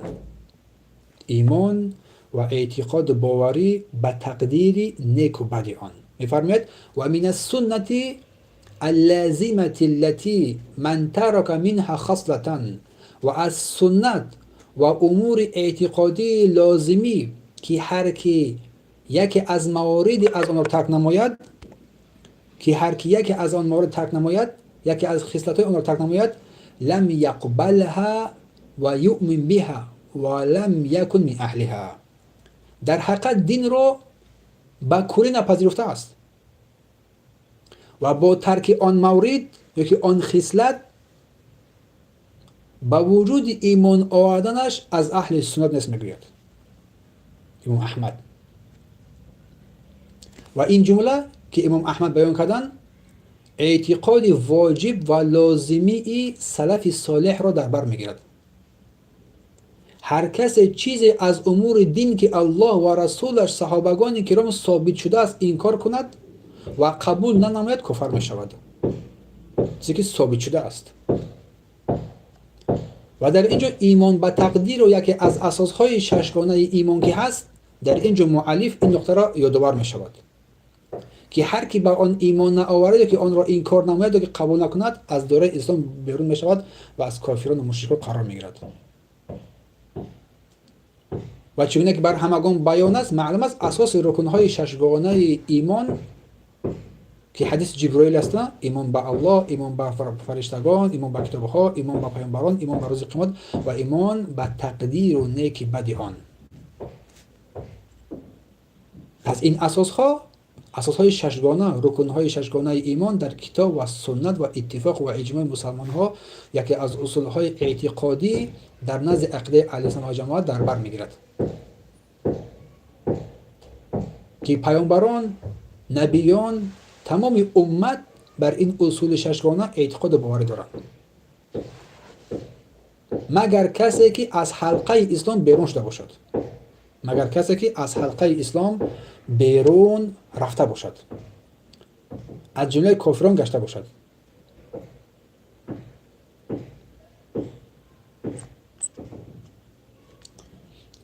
سپس مؤلف میگوید که الایمان بالقدر خیره و شره، ایمان به تقدیر خیر و شر آن، و تصدیق بالاحادیث فیه، و تصدیق نمودن احادیث در این بیان ایمان و تقدیر خیر و شر، و الایمان بها، و ایمان آوردن بر آن، و لا یقال لما ولا کیف، انما هو التصدیق والایمان بها. این نقطه مهم است. نمیگوی انسان، یا گفته نمی شود برای چی و چگونه چی به. در این مورد فقط تصدیق لازم است و ایمان آوردن بر آن لازم است. همین است و بس. از این نقطه که امام احمد در بیان ایمان به تقدیر ذکر می نماید، تقدیر خیر و شر، حقیقتا این مذهب سلف صالح است.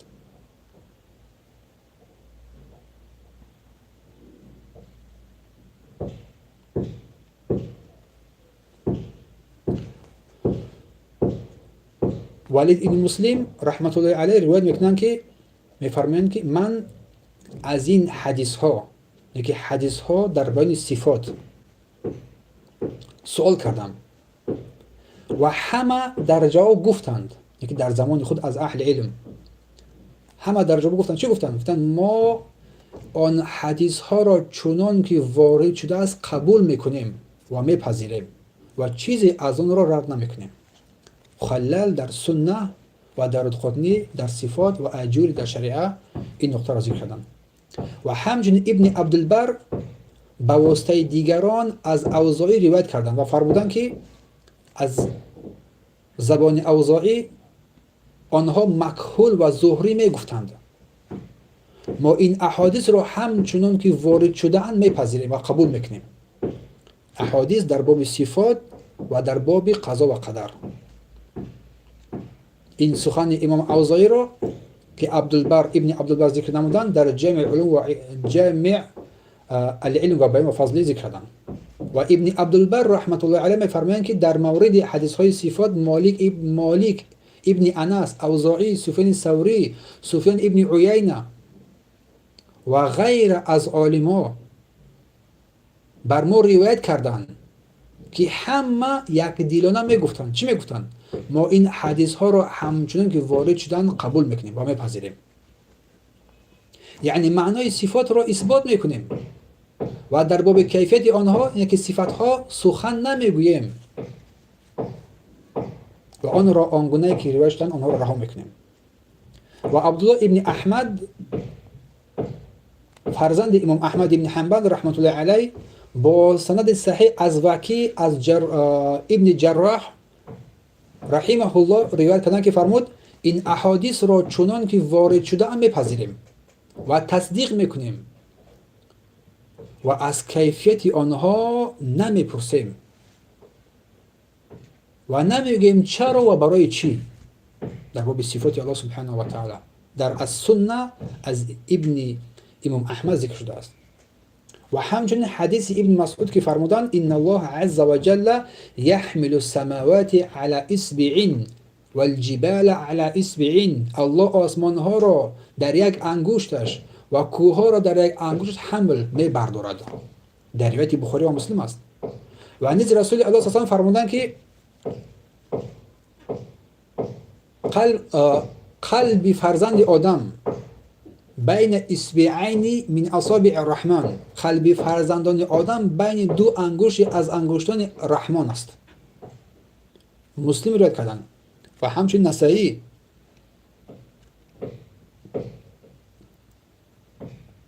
لالکایی که یکی از کتاب‌های معتبر اصول اعتقاد اهل سنت و جماعت دارند که وفات آن کس تقریبا سال 418 از هجری است، در اسناد خود از محمد ابن حسن فقیه عراق نقل می‌کند. می‌فرماید که فقیهان از مشرق تا مغرب، فقیهان از مشرق تا مغرب بر اعتقاد بر قرآن و حدیث هایی که در بیان صفات های الله سبحانه و تعالی ذکر شده اند با روایت های معتبر و اعتماد بیان شدن از رسول الله صلی الله علیه و سلم به تفسیر به تشبیه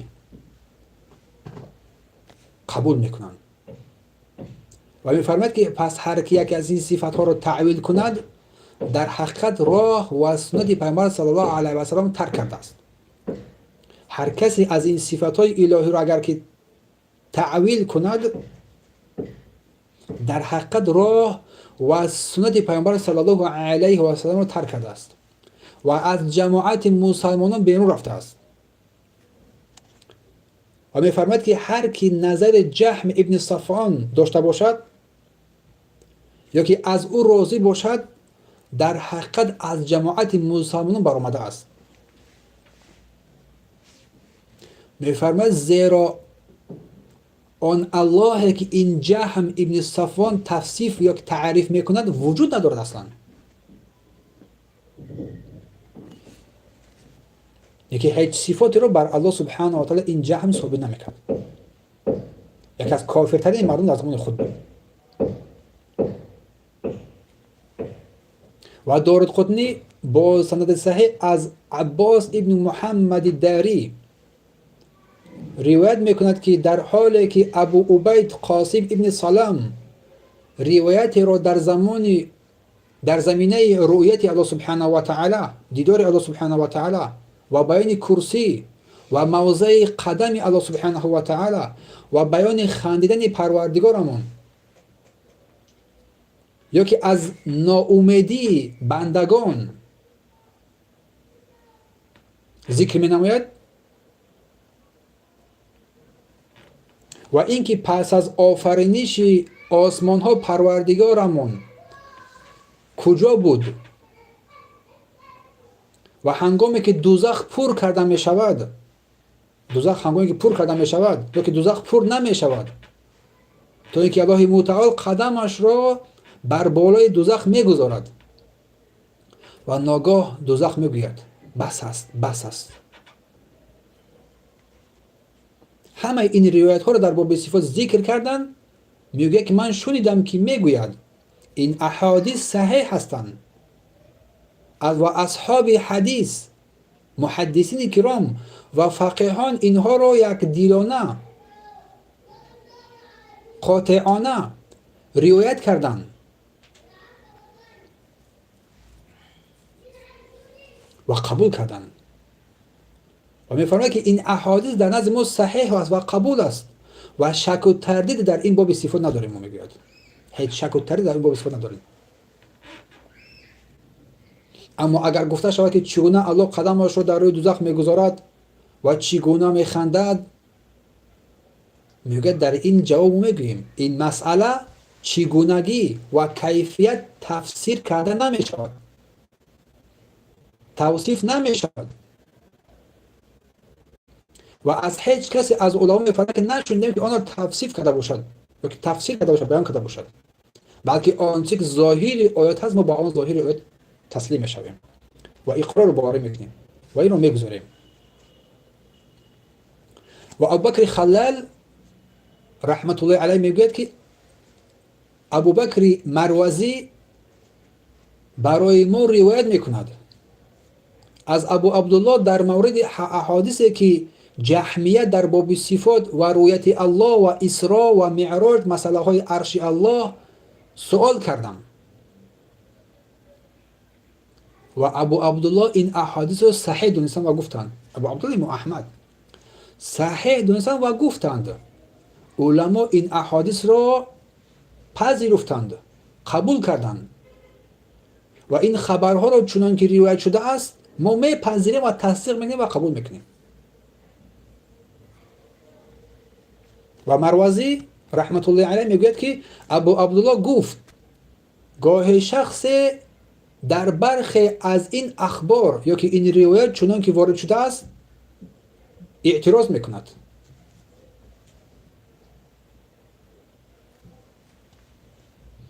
گفت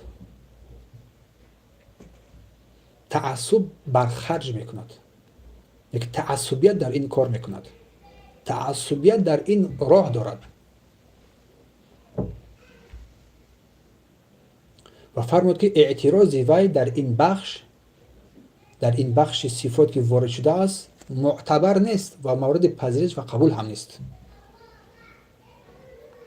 این نقطه را امام احمد گفتند.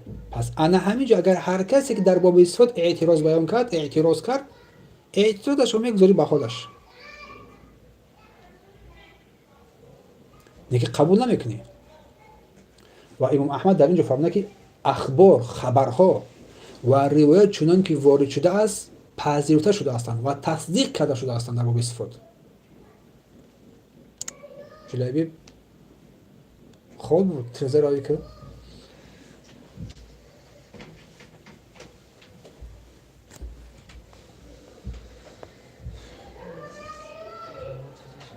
یک چانس اگر صدا شاید باید محکمش کنیم.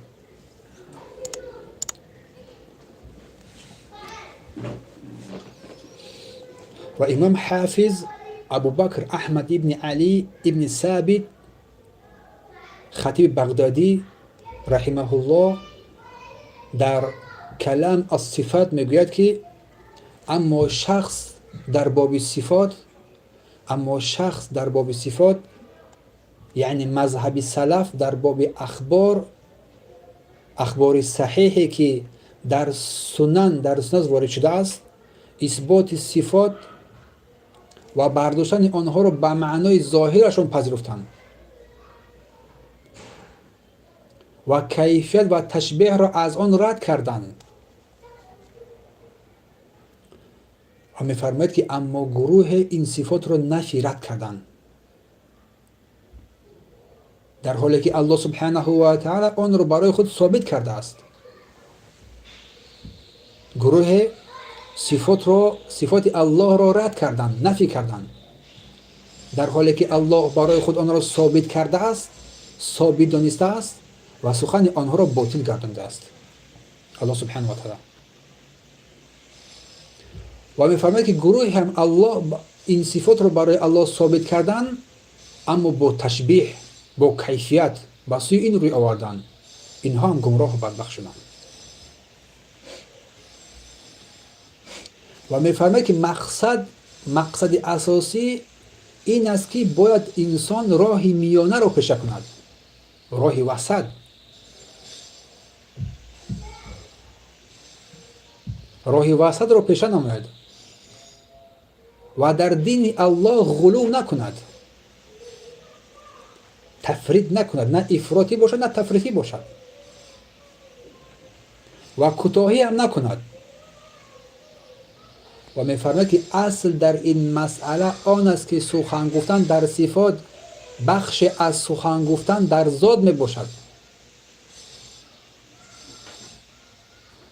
سخن گفتن در صفات بخش از سخن گفتن در ذات میباشد و سخن گفتن در این دو مورد، اینه که در ذات و در صفات، در این دو بخش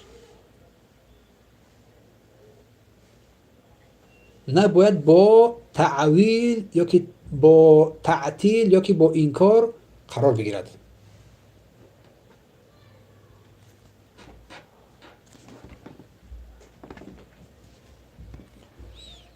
و این را امام حافظ قوام سنت ابوالقاسم اسماعیل ابن محمد ابن فاضل الترمذی الاصفهانی در الحجه بیان محجه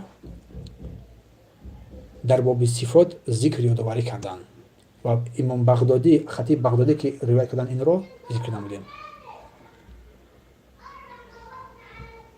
یکی چنان که ما ذات الله را ذات الله را ثابت میکنیم بدون کیفیت، بدون تشبیه از این خودداری می‌نماییم، همچنین صفات الله سبحانه و تعالی را، صفات الهی را انا همین گونه اثبات می‌نماییم، انا همین گونه سخن میگیم، برای الله ثابت میکنیم و از کیفیت تشبیه خودداری می‌نماییم. و همچنین می‌فرماید که یکی خطیب بغدادی و این مذهب اهل سنت است و این مذهب اهل سنت است. و جای نقطه دیگر رو میگوید این مذهب اهل سنت است.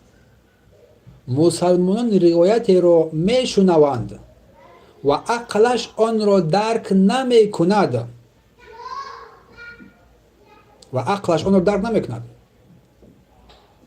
مانند حدیثی که از رسول الله روایت است: خلق الله آدم علی صورته، الله آدم را بر صورتش خلق کرد. و روایت دیگری که شبیه مانند این هستند می‌فرماید شیخ که در این صورت بر این انسان لازم است که تسلیم باشد و آن را تصدیق کند و بپذیرد و در مورد کیفیت آن راه تفویض را پیشه نکند.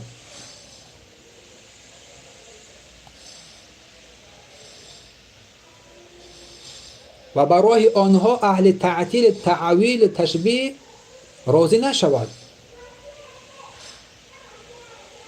و در این مورد در باب اسما و صفات رأی، فکر، اندیشه و نظر و دیدگاه هوا و هوس خود را نگاه نکند، چون هوا و هوس انسان را به سوی هر سو کشاندنش ممکن است. می‌فرماید اگر چرا اینکه زیرا اینکه هر کس چیز رو از این موارد بیان صفات الله سبحانه و تعالی با رأی، با فکر، با هوا و حواس خود اگر نظر کند، منبع اساسی اون اگر هوا و حواس باشد، انسان قطعا اشتباه میکند و راه را خطا میگیرد و گمراه میشود. ابوالمنعم سلیم رحمت الله علیه میفرماید که این که گفتیم که راه تفویض رو در پس گیریم، مقصد تفویض کردن، تفویض میگویند یکی سپردن کیفیت آن، یکی سپردن کیفیت صفت بر او سبحانه و تعالی می باشد.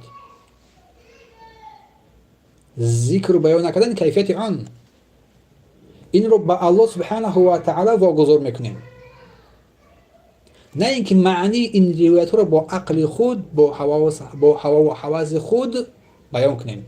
چون که اهل بدعت با مثال میارد، چون که اهل بدعت از اشعری ها این مذهب رو اختیار کردند و معنای صفات رو اثبات نکردند، بلکه انکار کردند بجز 8 صفاتی که 7 یا که 8 صفاتی از الله سبحانه و تعالی. برای همین زمانی که از امام مالک رحمت الله علیه در مورد استوا سوال کرده شد، چی گفت؟ از کیف و غیر معلوم گفت. کیفیت و چگونگی استوا معلوم نیست گفت، ولی استوا و غیر مجهول، و گفت که استوا مجهول هم نیست، ولی ایمان به واجب و سوال عنه بدعه. ایمان آوردن بر این واجب است و سوال از این بدعت است.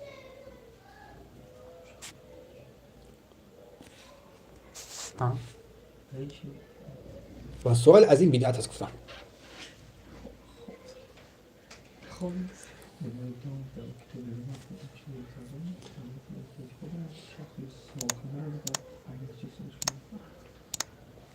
مردم همینجا هستن، خودت نبوده سخی؟ بعضی کسا خوب بوده سه. شما حداقل گوش دارین؟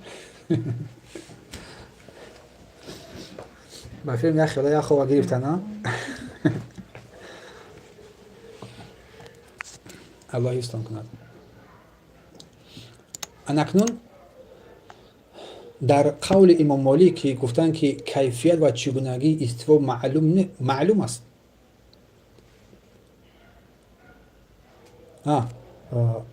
والکیف غیر معلوم، کیفیت و چگونگی استوا غیر معلوم است.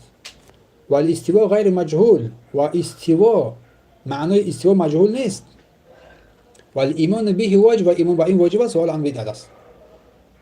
یک در دیگر روایت اومده که الاستواء، یا روایت دیگری هم بود با اون همین، الاستواء معلوم، استوا معلوم است، و کیف مجهول، و کیف آن مجهول است، و سوال عنه بدعت، سوال از آن بدعت است. همین خیر روایت هم دیگر روایت هم به این معنا آمدگی است. انا که در این مورد عبدالله ابن یوسف الجادی رحمت الله میگوید که هر کسی که در پاسخ امام مالک با این سوال در کیفیت استوای الله بر عرش اگر دقت کند، اهمیت بدهد، نقطه های مهمی را پی میبرد. نقطه های مهم بر وی روشن می شود. یکم، کیفیت و چگونگی صفات بر بندگان معلوم نیست، یک مجهول است. معنای صفات در زبان عربی معلوم و واضح روشن است، معنای استوا. و ایمان به صفات چنان که الله متعال آن را خبر داده است، با وجود آگاهی از معنای آنها و جهل به کیفیت و چگونگی آنها، امر واجب است، به خاطر آنه که در عموم ایمان به الله متعال داخل می شود. و چهارم نقطه میگه کم یا که زیاد سوال کردن و کنجکاوی در این موارد بدعت و مذموم است. و هیچ که از سلف رو ما نمیدونیم که آن این گونه کمکابی ها یا که کنجکاوی ها کرده باشند.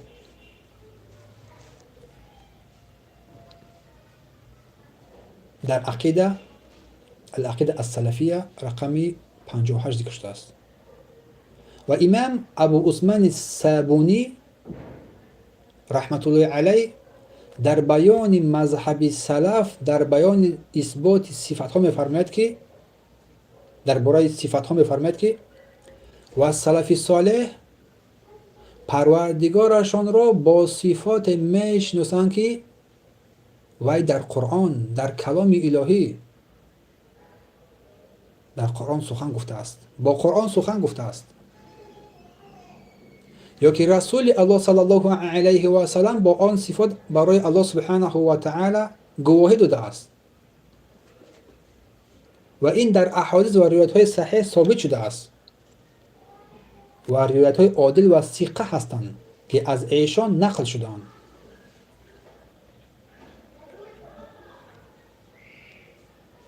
و آنچه را که صحابگان کرام از زبان رسول الله ثابت کرده اند قبول داریم، قبول است، بدون اینکه تشبیه مانند کردن صفات الله سبحانه و تعالی با صفات مخلوقات. اعتقاد اهل سنت در صفحه 43 ذکر نمود. و ابن قدامه مقدسی رحمت الله علیه که کتاب به نزدیکی ما کتاب لمعة الاعتقاد هادی الی سبیل الرشاد را با همراهیشون به اتمام رساندیم، این امام بزرگ ابن قدامه رحمت الله علیه میفرماید که مذهب سلف در مورد ایمان به صفتها، به نامها و صفات الله سبحانه و تعالی که الله سبحانه و تعالی خود را در قرآن کریم توسط رسولش وصف کرده است، ایمان آدم بر این نامها و صفات الله سبحانه و تعالی بدون افزودن، بدون زیادی کردن و بدون کاستن، بدون کم کردن میپذیرند و تجاوز کردن در این معنا را به معنی تفسیر و تعویل بر مخالف ظاهرش نادرست شمردن.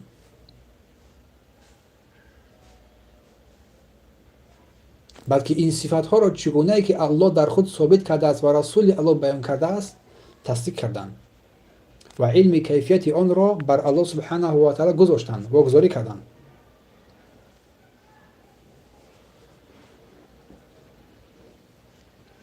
این را در ذم و تعویل در صفحه 11 ذکر نمودم.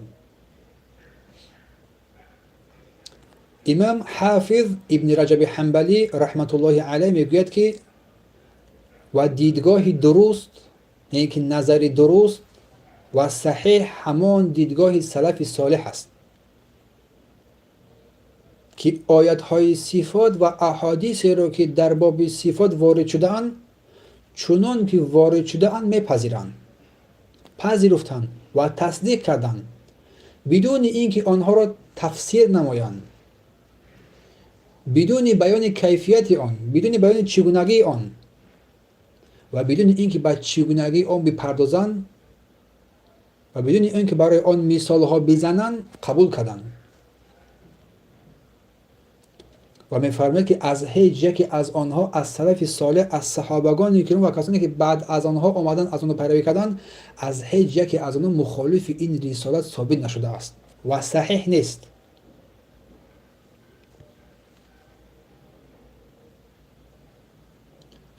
و قول امام احمد رو نیز در ذکر می‌نماید که و می‌فرماید و نیز سلف صالح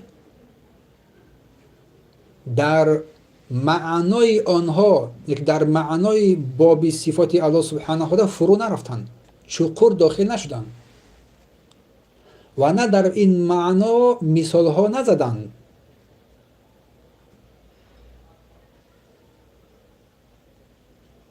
اگرچند که یک عده از پیروان از روش مقاتل گرفتند، چیزی از این امور پرداختند.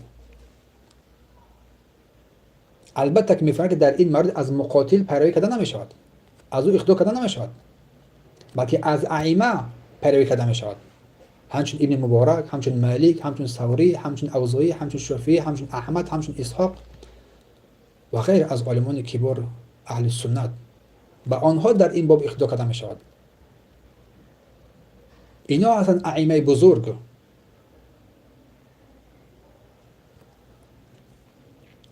بارک الله فیکم. سپس مؤلف میگوید که و من لم یعرف تفسیر الحدیثی، هر کسی که تفسیر احادیثی را نداند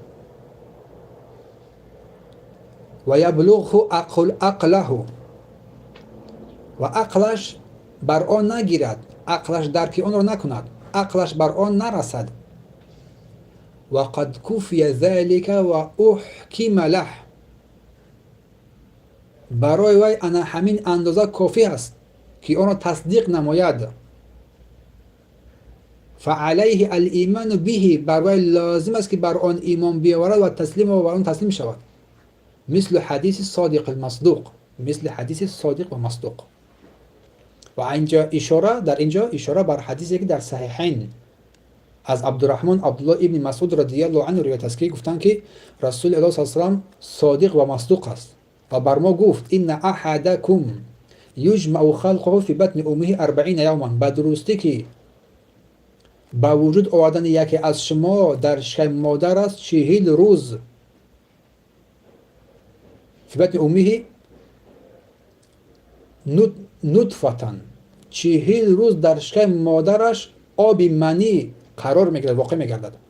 ثم یکون علقه مثل ذلك، بعد این 40 روز پسان مانند خونی بسته شده قرار میگیرد.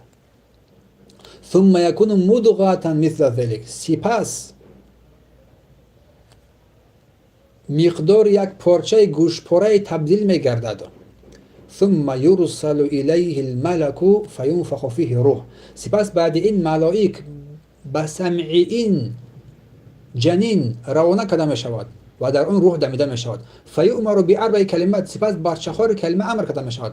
بکتب رزقه، بر کتاب نامه رزقش و عجلش و عملش، و این انسان شقی است، بدبخت است، یا که سعید است، یا که نیکبخت است.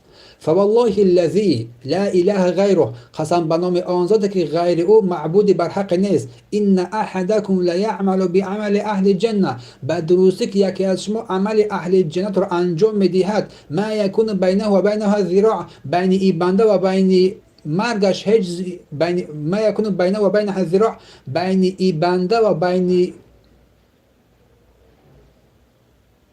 این بنده و بین جنت مگر یک ذراعی میماند. ذراع چی است؟ اورنج. بین این بنده و بین جنت فقط یک ذراعی میماند، این خندق. فیسبق علیه کتاب، و کتاب وی سبقت میکنه او را. فیعمل بعمل اهل النار، کتاب که وی را سبقت مینماید این با عمل اهل جهنم عمل میکنه. فیدخلها، پس داخل جهنم میشود. این نقطه بسیار نقطه ترس‌آور است. و سپس میفرماید که و این احدکم لا یعمل بعمل اهل النار، به درستی که یکی از شما عمل اهل جهنم را انجام میدهد، عمل اهل النار را انجام میدهد. حتی ما یکون بینه و بین الی ذراع، حتی بین این بنده و بین جهنم یک ذراع باقی میماند. فیسبق علیه کتاب، کتابش برای سبقت میکند. فیعمل بعمل اهل الجنه فیدخلها، عمل اهل الجنت را انجام میدهد، داخل جنت میشود. برای همین مؤلف فرمود که و مثل ما کان مثله فی القدر و مثل احادیث رؤیة کلها، از قبیل احادیث اخبار و روایت هایی که در مسئله تقدیر وارد شده است، حدیثی که خواندیم، و همچنین تمام آن احادیثی که در باب رؤیت دیدار الله وارد شده است. پس ایمان به تقدیر یکی از اساسهای ششگانه ایمان است.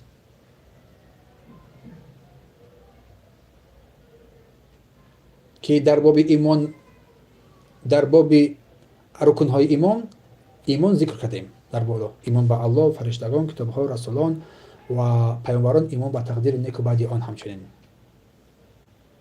این 6 اصل ثابت است.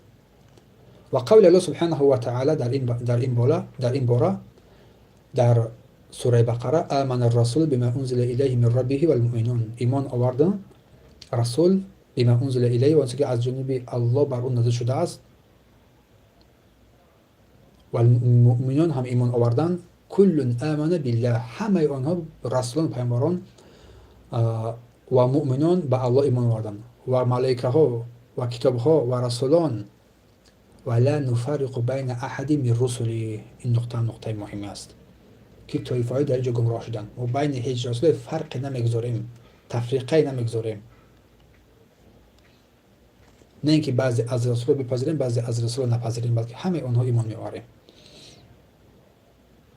و قول الله سبحانه و تعالی در بیان ایمان در اینجا ولكن البر من آمن بالله واليوم الآخر والملائكة والنبيين. ولكن بیر نیکویی آن است که ایمان به الله آوردن و روز آخر ایمان آوردن و ملائکه و کتاب و نبیین ایمان آوردن.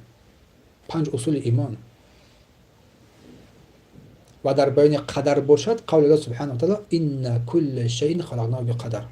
ما هر چیزی را با تقدیر آفریدیم، با اندازه و تقدیر آفریدیم. این علم پیش گذاشته است و در لوح المحفوظ ثبت شده است. و خلق كل شيء فقدره تقدیرا. الله هر چیزی را آفرید، هر چیزی از مخلوقات الله است. فقدره تقدیرا، و این هر چیزی را با اندازه معین آفریده است.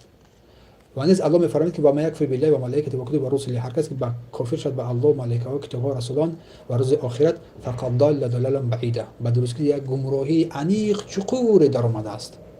یک گمراهی چقور به درستی داخل شده است. پس ایمان به تقدیر یکی از اصل‌های اصول اعتقاد اهل سنت و جماعت است. هر کی به آن ایمان نآورد پس وی مؤمن نیست.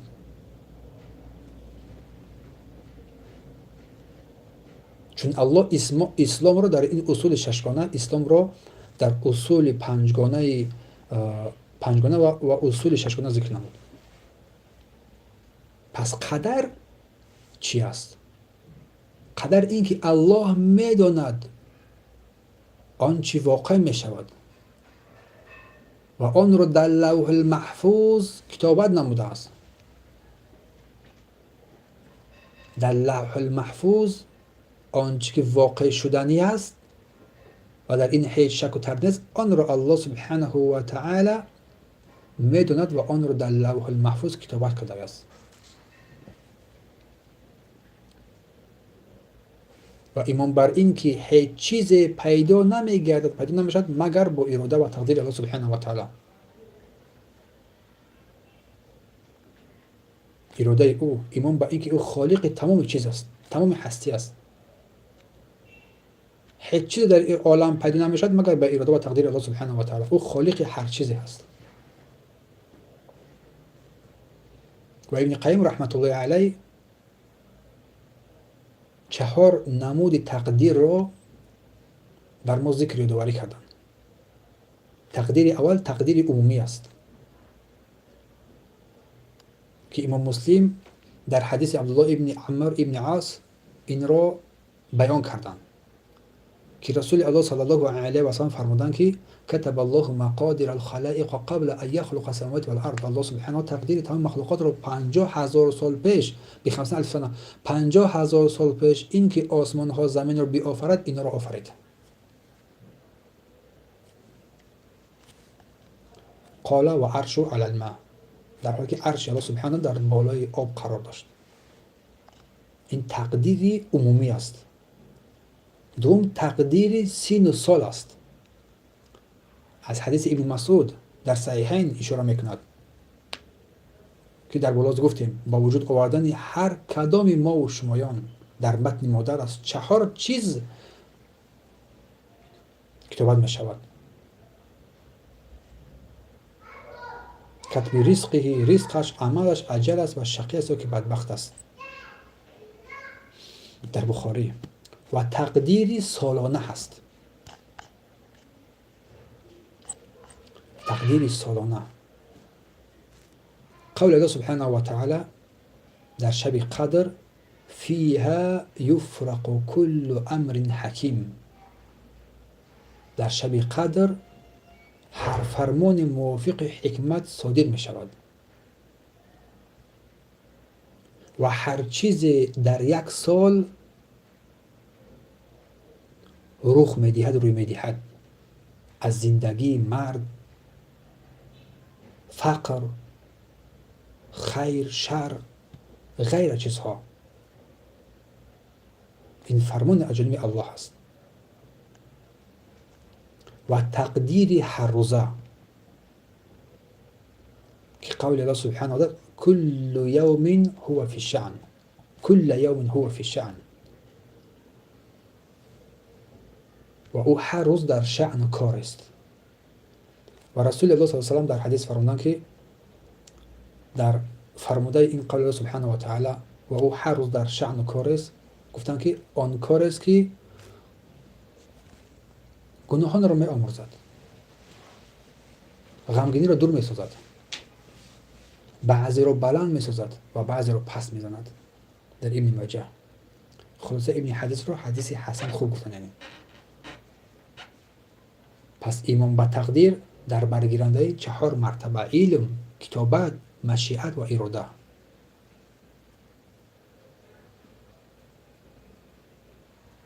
و آفرینش یا ایجاد کردن این 4 مرحله تقدیر است. هر کی بر چیز از این باور ندارد پس باید ایمان ندارد. علم، کتابت، مشیت و آفرینش. به این معنا که الله میداند که فلانی به دنیا می آید و آن را در لوح المحفوظ کتابت میکند، کتابت کرده است و وقتی پیدا شویش برسد و الله بخواد پیدا شود خلقش میکند، می آفریندش.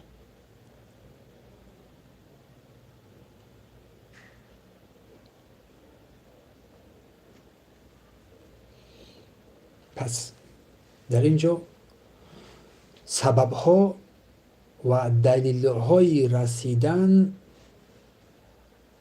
به سرنوشت ساز، سببها و دلیل‌های رسیدن به سرشت، به سرنوشت در بین تقدیر نیکی. اولا دانستن و شناخت دلیل‌ها از آثار صحیح، زیرا آثار صحیح کتاب و سنت قلب‌ها را از شبهه‌ها شفا می‌دهد. قلب‌ها را از شبهه‌ها شفا می‌دهد. اگر چیز در دل تو پیدا شد به سوی این باز بگرد. دوم تسلیم شدن مطلق. تسلیم شدن مطلق یعنی تسلیم شدن مطلق با دلایلی که در این باب ذکر شده است و بدونیم که این قدر تقدیر الله سبحانه و تعالی این سیر الله است. کسی این را دانستن نمیتواند و کسی خود را هم زحمت نکشد به دانستن این. و در مورد قدر عموماً باید بحث جدال نشود، تسلیم تام. و اینکه بدونی که آنچه که در سرنوشت تو نیست بر تو نخواهد رسید. آنچه که در سرنوشت تو نیست بر تو نخواهد رسید و آنچه که بر تو رسید نمیتواند از تو دور شود.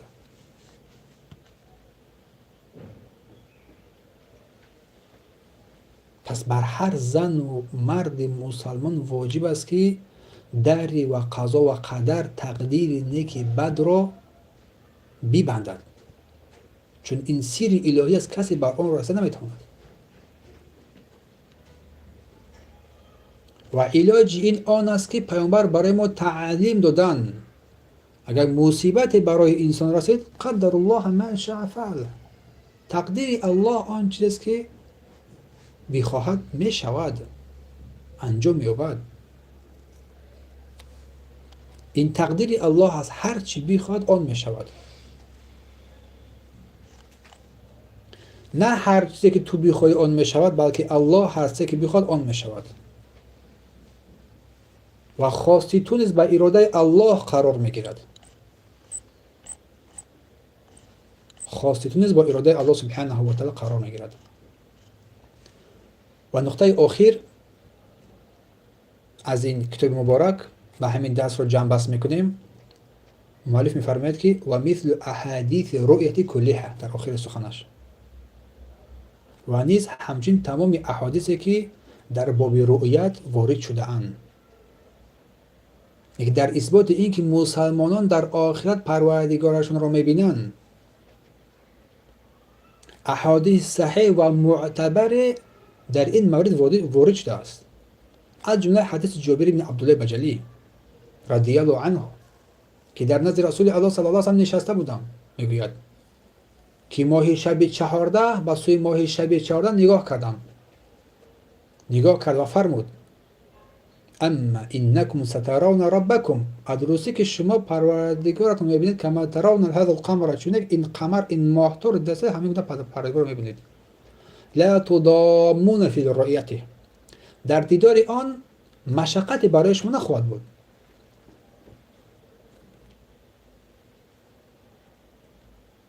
در دیدار آن برای شما مشقت نخواهد بود. و در اینجا نقطه را ذکر کردن اگر میخواهید دیدار پروردگار و با دیدار پروردگار شما مشرف شوید، اگر شما میخواهید که در روز قیامت با دیدار پروردگار مشرف شوید، سعی کنید، تلاش کنید نماز صبح و عصر را محافظت کنید. نماز صبح و عصر را محافظت نمایید در وقتش.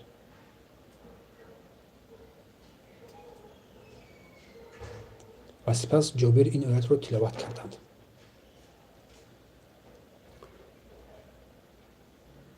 و سبح بحمد ربک قبل طلوع الشمس و قبل غروبها. این از ویا عالم بودن. الله را قبل از طلوع و قبل از غروب آفتاب به پاکی یاد کنید. این حدیث در صحیح بخاری روایت شده است. و همچنین حدیث ابی هریره که میگوید کسانی گفتند ای رسول الله، آیا پروردگارمان را در روز قیامت میبینیم؟ رسول الله فرمودند که بل هل تضامون فی رؤیت شمس فی ظهیره، آیا در روز صاف و در روز بی ابر مشقت در دیدار آفتاب میبینید؟ روزی که بی ابر صاف است، پاکیزه است، یگاه مشقت در دیدار آفتاب میبینید شما؟ گفتن نه. و رسول الله در این هنگام فرمودند هل تضامون فی رؤیت القمر لیلة البدر لیس فی سحابه، آیا در دیدار ماه شب 14 که هیچ ابر نیست، ابرها پنهان هستند، مشقت میکشید در دیدار آن؟ صحابگان کرام گفتند نه. و رسول الله فرمودند فوالذی نفسی بیده، سوگند به آن ذاتی که جان من در دست اوست، لا تضارون فی رؤیت ربکم، در دیدار پروردگار دچار مشقت و مشکلی نخواهید شد.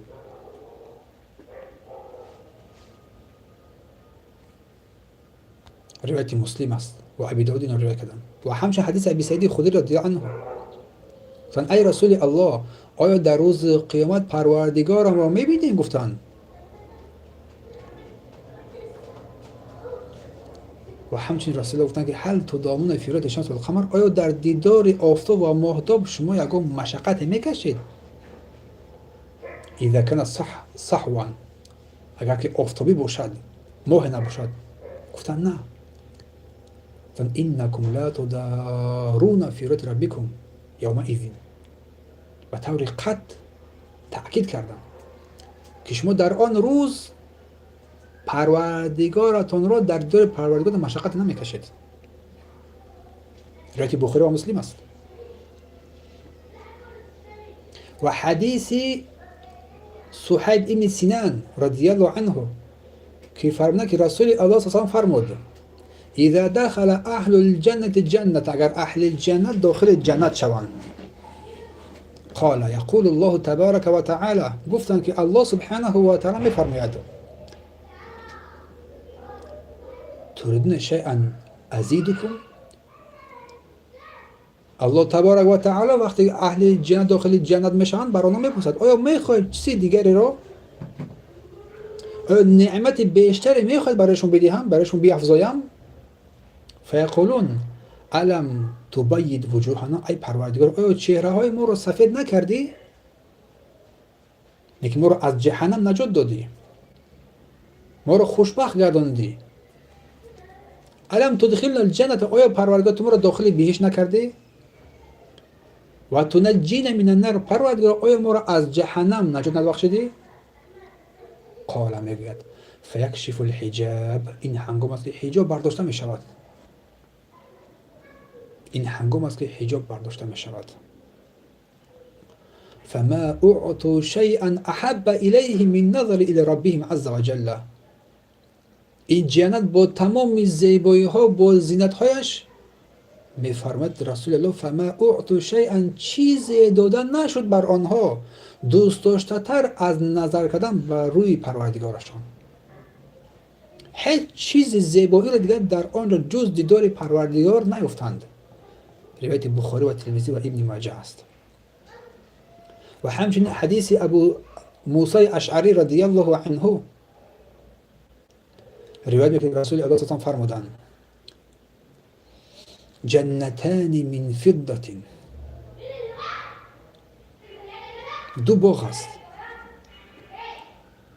من فضة آنیتهما، دو باغ است که ظرفای آنها در آنجا از نقره هست، ظرفای آنها در آنجا از نقره، دیگ و طبق کاسه ما فیهما، آنچه که در آنجا هست. و جنتان من ذهب آنیتهما، و دو باغ دیگر است که کاسه های آنها از طلا هست. و ما فیهما، و آنچه که در آن دو جنت هست. و ما بین القوم و بین ان ینظر الی ربهم الا رداء، و بین پروردگار و بین این بندگان مگر یک ردایی هست، ردای کبریایی هست.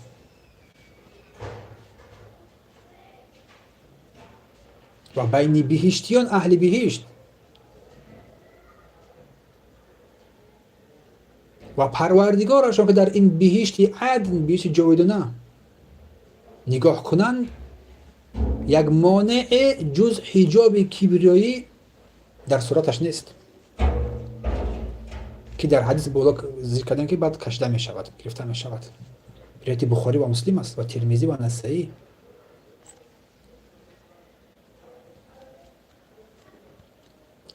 این رو ذکر نمودند. و میفرماید امام احمد رحمت الله علیه که و ان نأت عن الاسماء واستوحش منها المستمع، هرچند از گوش ها دور مانده و شنونده از شنیدن آنها احساس ترس و وحشت هم کند، انما علیه ایمان بها، در به صفات بعد که بر این بنده لازم است که بر آن ایمان بیاورد.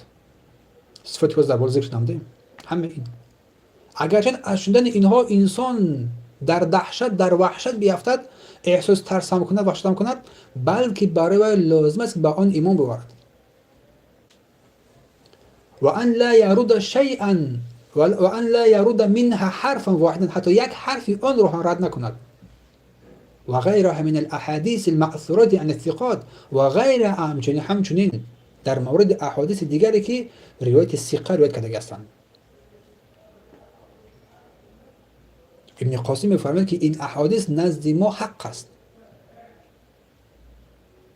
که برخی را مردم از برخی دیگر گروه بر ما روایت کردند و این لفظ را اجوری در شریعه ذکر نمودند و خلال این رو هم ذکر نمودند و گفتند که این احادیث حق است و شک و تردید در آن نداریم. افراد ثقه باوریناک در مورد این با یکدیگر بر ما نقل کردن رساندند، این رو آن را تصدیق میکنیم چون وارد شده است و با آن ایمان می آوریم. ابوبکر خلال در سنت و اجر در شریعه. و از عبدالوهاب وراق روایت است که میگوید که در مورد این احادیث اسود ابن سلیم سوال کردم، از او سوال کردم و در پاسخ گفت که ما با حق بودن این احادیث سوگند یاد میکردیم، سوگند یاد میکنیم. خلال و اجیر در شریعه روایت کردن. و از محمد ابن سلیمان ابن حبیب اسدی روایت است که گفتن که با سفیان ابن عیینه گفته شد نظر در مورد احادیثی که در باب دیدن الله سبحانه و تعالی روایت شده است چیست؟ از سفیان ابن عیینه سوال کردم، گفتن که آن احادیث حق هستند به همان صورتی که آنها را افراد سیخه روایت هستند در شریعت ما آنها را تصدیق می نماییم. این در شریعت با سند صحیح ذکر شده است. و همچنین از فضل ابن زیاد روایت است در حالی که با ابو عبدالله احمد ابن حنبل خبر رسیده بود که شخص میگه الله در آخرت دیده نمی شود. در زمان امام احمد یک خبری بر او رسید، بر احمد ابن حنبل، که شخص میگه که الله در آخرت دیده نمی شود. هنگامی که این سخن بر دوش امام احمد رسید بسیار خشمگین شد و فرمود کسی میگوید که الله در آخرت دیده نمی شود در حقیقت کافر شده است.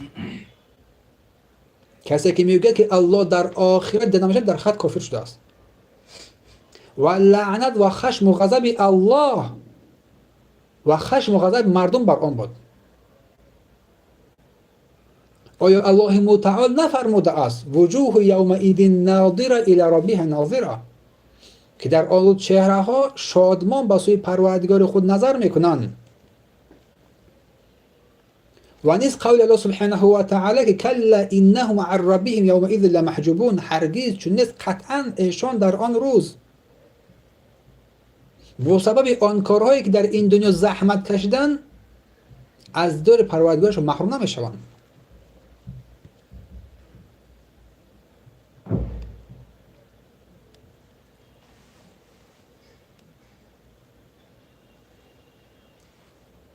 اما کافران در آن روز دیدار پروردگار بر آنها پوشیده می شود.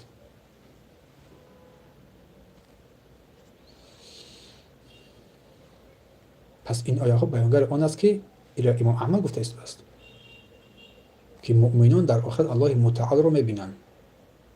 این نقطه را اجوری در شریعه با سند صحیح ذکر کردند. پس در حقیقت مذهب صحیح و مذهب سلف صالح تمام احادیثی که در این موارد ذکر شده هستند ثابت می نمایند. صفات الهی را بدون تحریف و تغییر و تشبیه و تکییف ذکر می نمایند. نه تنها این مخصوص احادیث تقدیر باشد و بس، بلکه روایت در این مورد خیلی زیاد هم هست. به خاطرش این نقطه را امام احمد ذکر کردند، به خاطر آنه که مردمانی هستند که رؤیت دیدار الله در روز آخرت انکار میکنند، مثل شیعه ها و طایفه‌های دیگری هم هست دیدار الله را انکار میکنند. برای همین این نقطه را با دلیل‌های قاطع از کتاب و سنت و قول علماها در اینجا ذکر نمودیم. در این درس رو بهتون میرسونیم از این کتاب اصول سنت امام احمد ابن حنبل رحمت الله علیه. و درس دیگر باشد در مورد ترک جدال و مناظره در دین رحمت الله علیه ذکر می نماید و موضوعات بعدی که در اینجا ذکر می نماید ان شاء الله با همراهی شما درس خواهیم کرد. سبحانك اللهم وبحمدك اشهد ان لا اله الا انت استغفرك واتوب اليك. بارك الله فيكم برای حسن استماعیکم، برای حسن گوش کردنتان. الله سبحانه و تعالی برای شمایان خیر بدهد و جزاکم الله خیرا. اکنون اگر کسی سوال داشته مرحمت، یا اون کسی اگر سوال باشد مرحمت کنید با سوالشون جواب میگردونیم. اگر یکم اشکالاتی بود، یکم نافهمی هایی بود از آن چیزی که گفته مثلا، یا اینکه یکم سوال غیر از بیرون از درس است، مرحمت کنید. ان شاء الله که تلاش میکنیم که با سوال شما یک چند دقیقه جواب بدهیم، چون درس کمی طولانی تر شد، ولیکن ان شاء الله که اجر و پاداش از جانب الله سبحانه و تعالی برای ما و شما خواهد بود. باذن الله تعالی.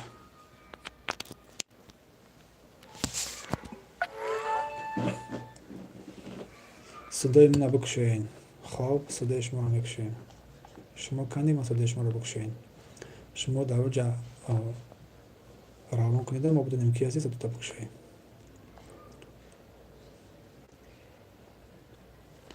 السلام علیکم و رحمت الله و برکاته. فهمیدم که وقتی سوق چشم بگیرد یگان شخص را وقتی که سوق چشم بگیرد یگان شخص را رفته خاک پای آدم چشم زده رو میگرفت باز ساز میشدین. همین کار درست است؟ نه این کار درست نیست. این کار همون سخنان کمپیوتر لب آبه.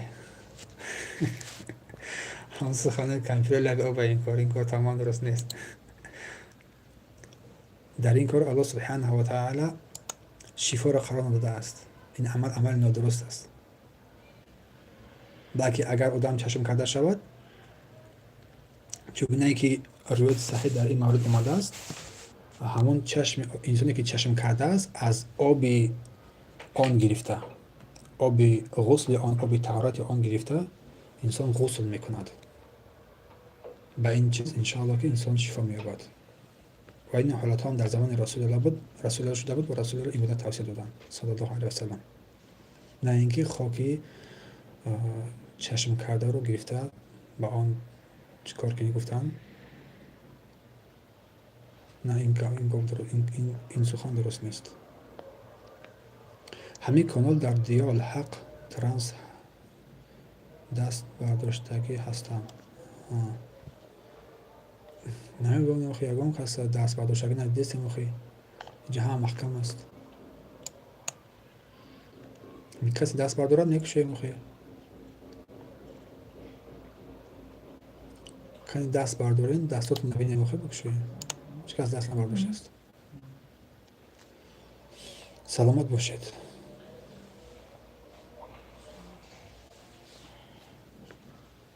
سلامت باشید. زنده باشید. الله موفقتون میگرداند که زحمت کشیده صبر کرده گوش دادید. الله خیرتون دهد و جزاکم الله خیرا. الله سبحانه از شما هم راضی باشد. الله ما و شما رو موفق بگرداند. سوالی هست؟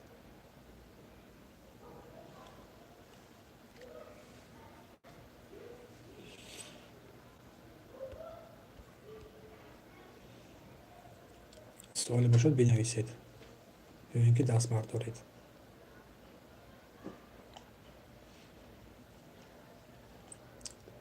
دیا الحق شما رک شده. فهمید که گپ زنید.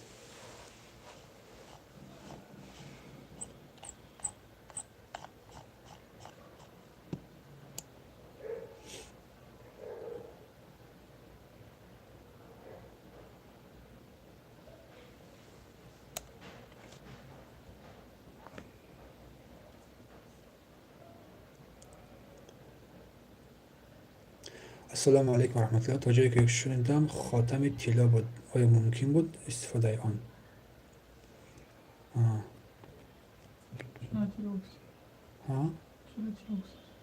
طلا در اینجا طلا کشتگی است.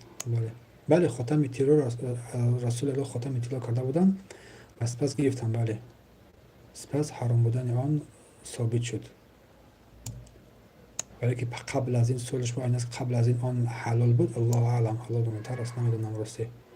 ولی که آنچه که در حدیث ذکر شده است بعد خاتم طلا بود رسول الله کرده بودن و سپس آن رو گرفتن پرتافتن. و سپس خاتم فضه گرفته بودن، خاتم نقرگی گرفته بودن یا که حدید بود تقریبا. الله اعلم.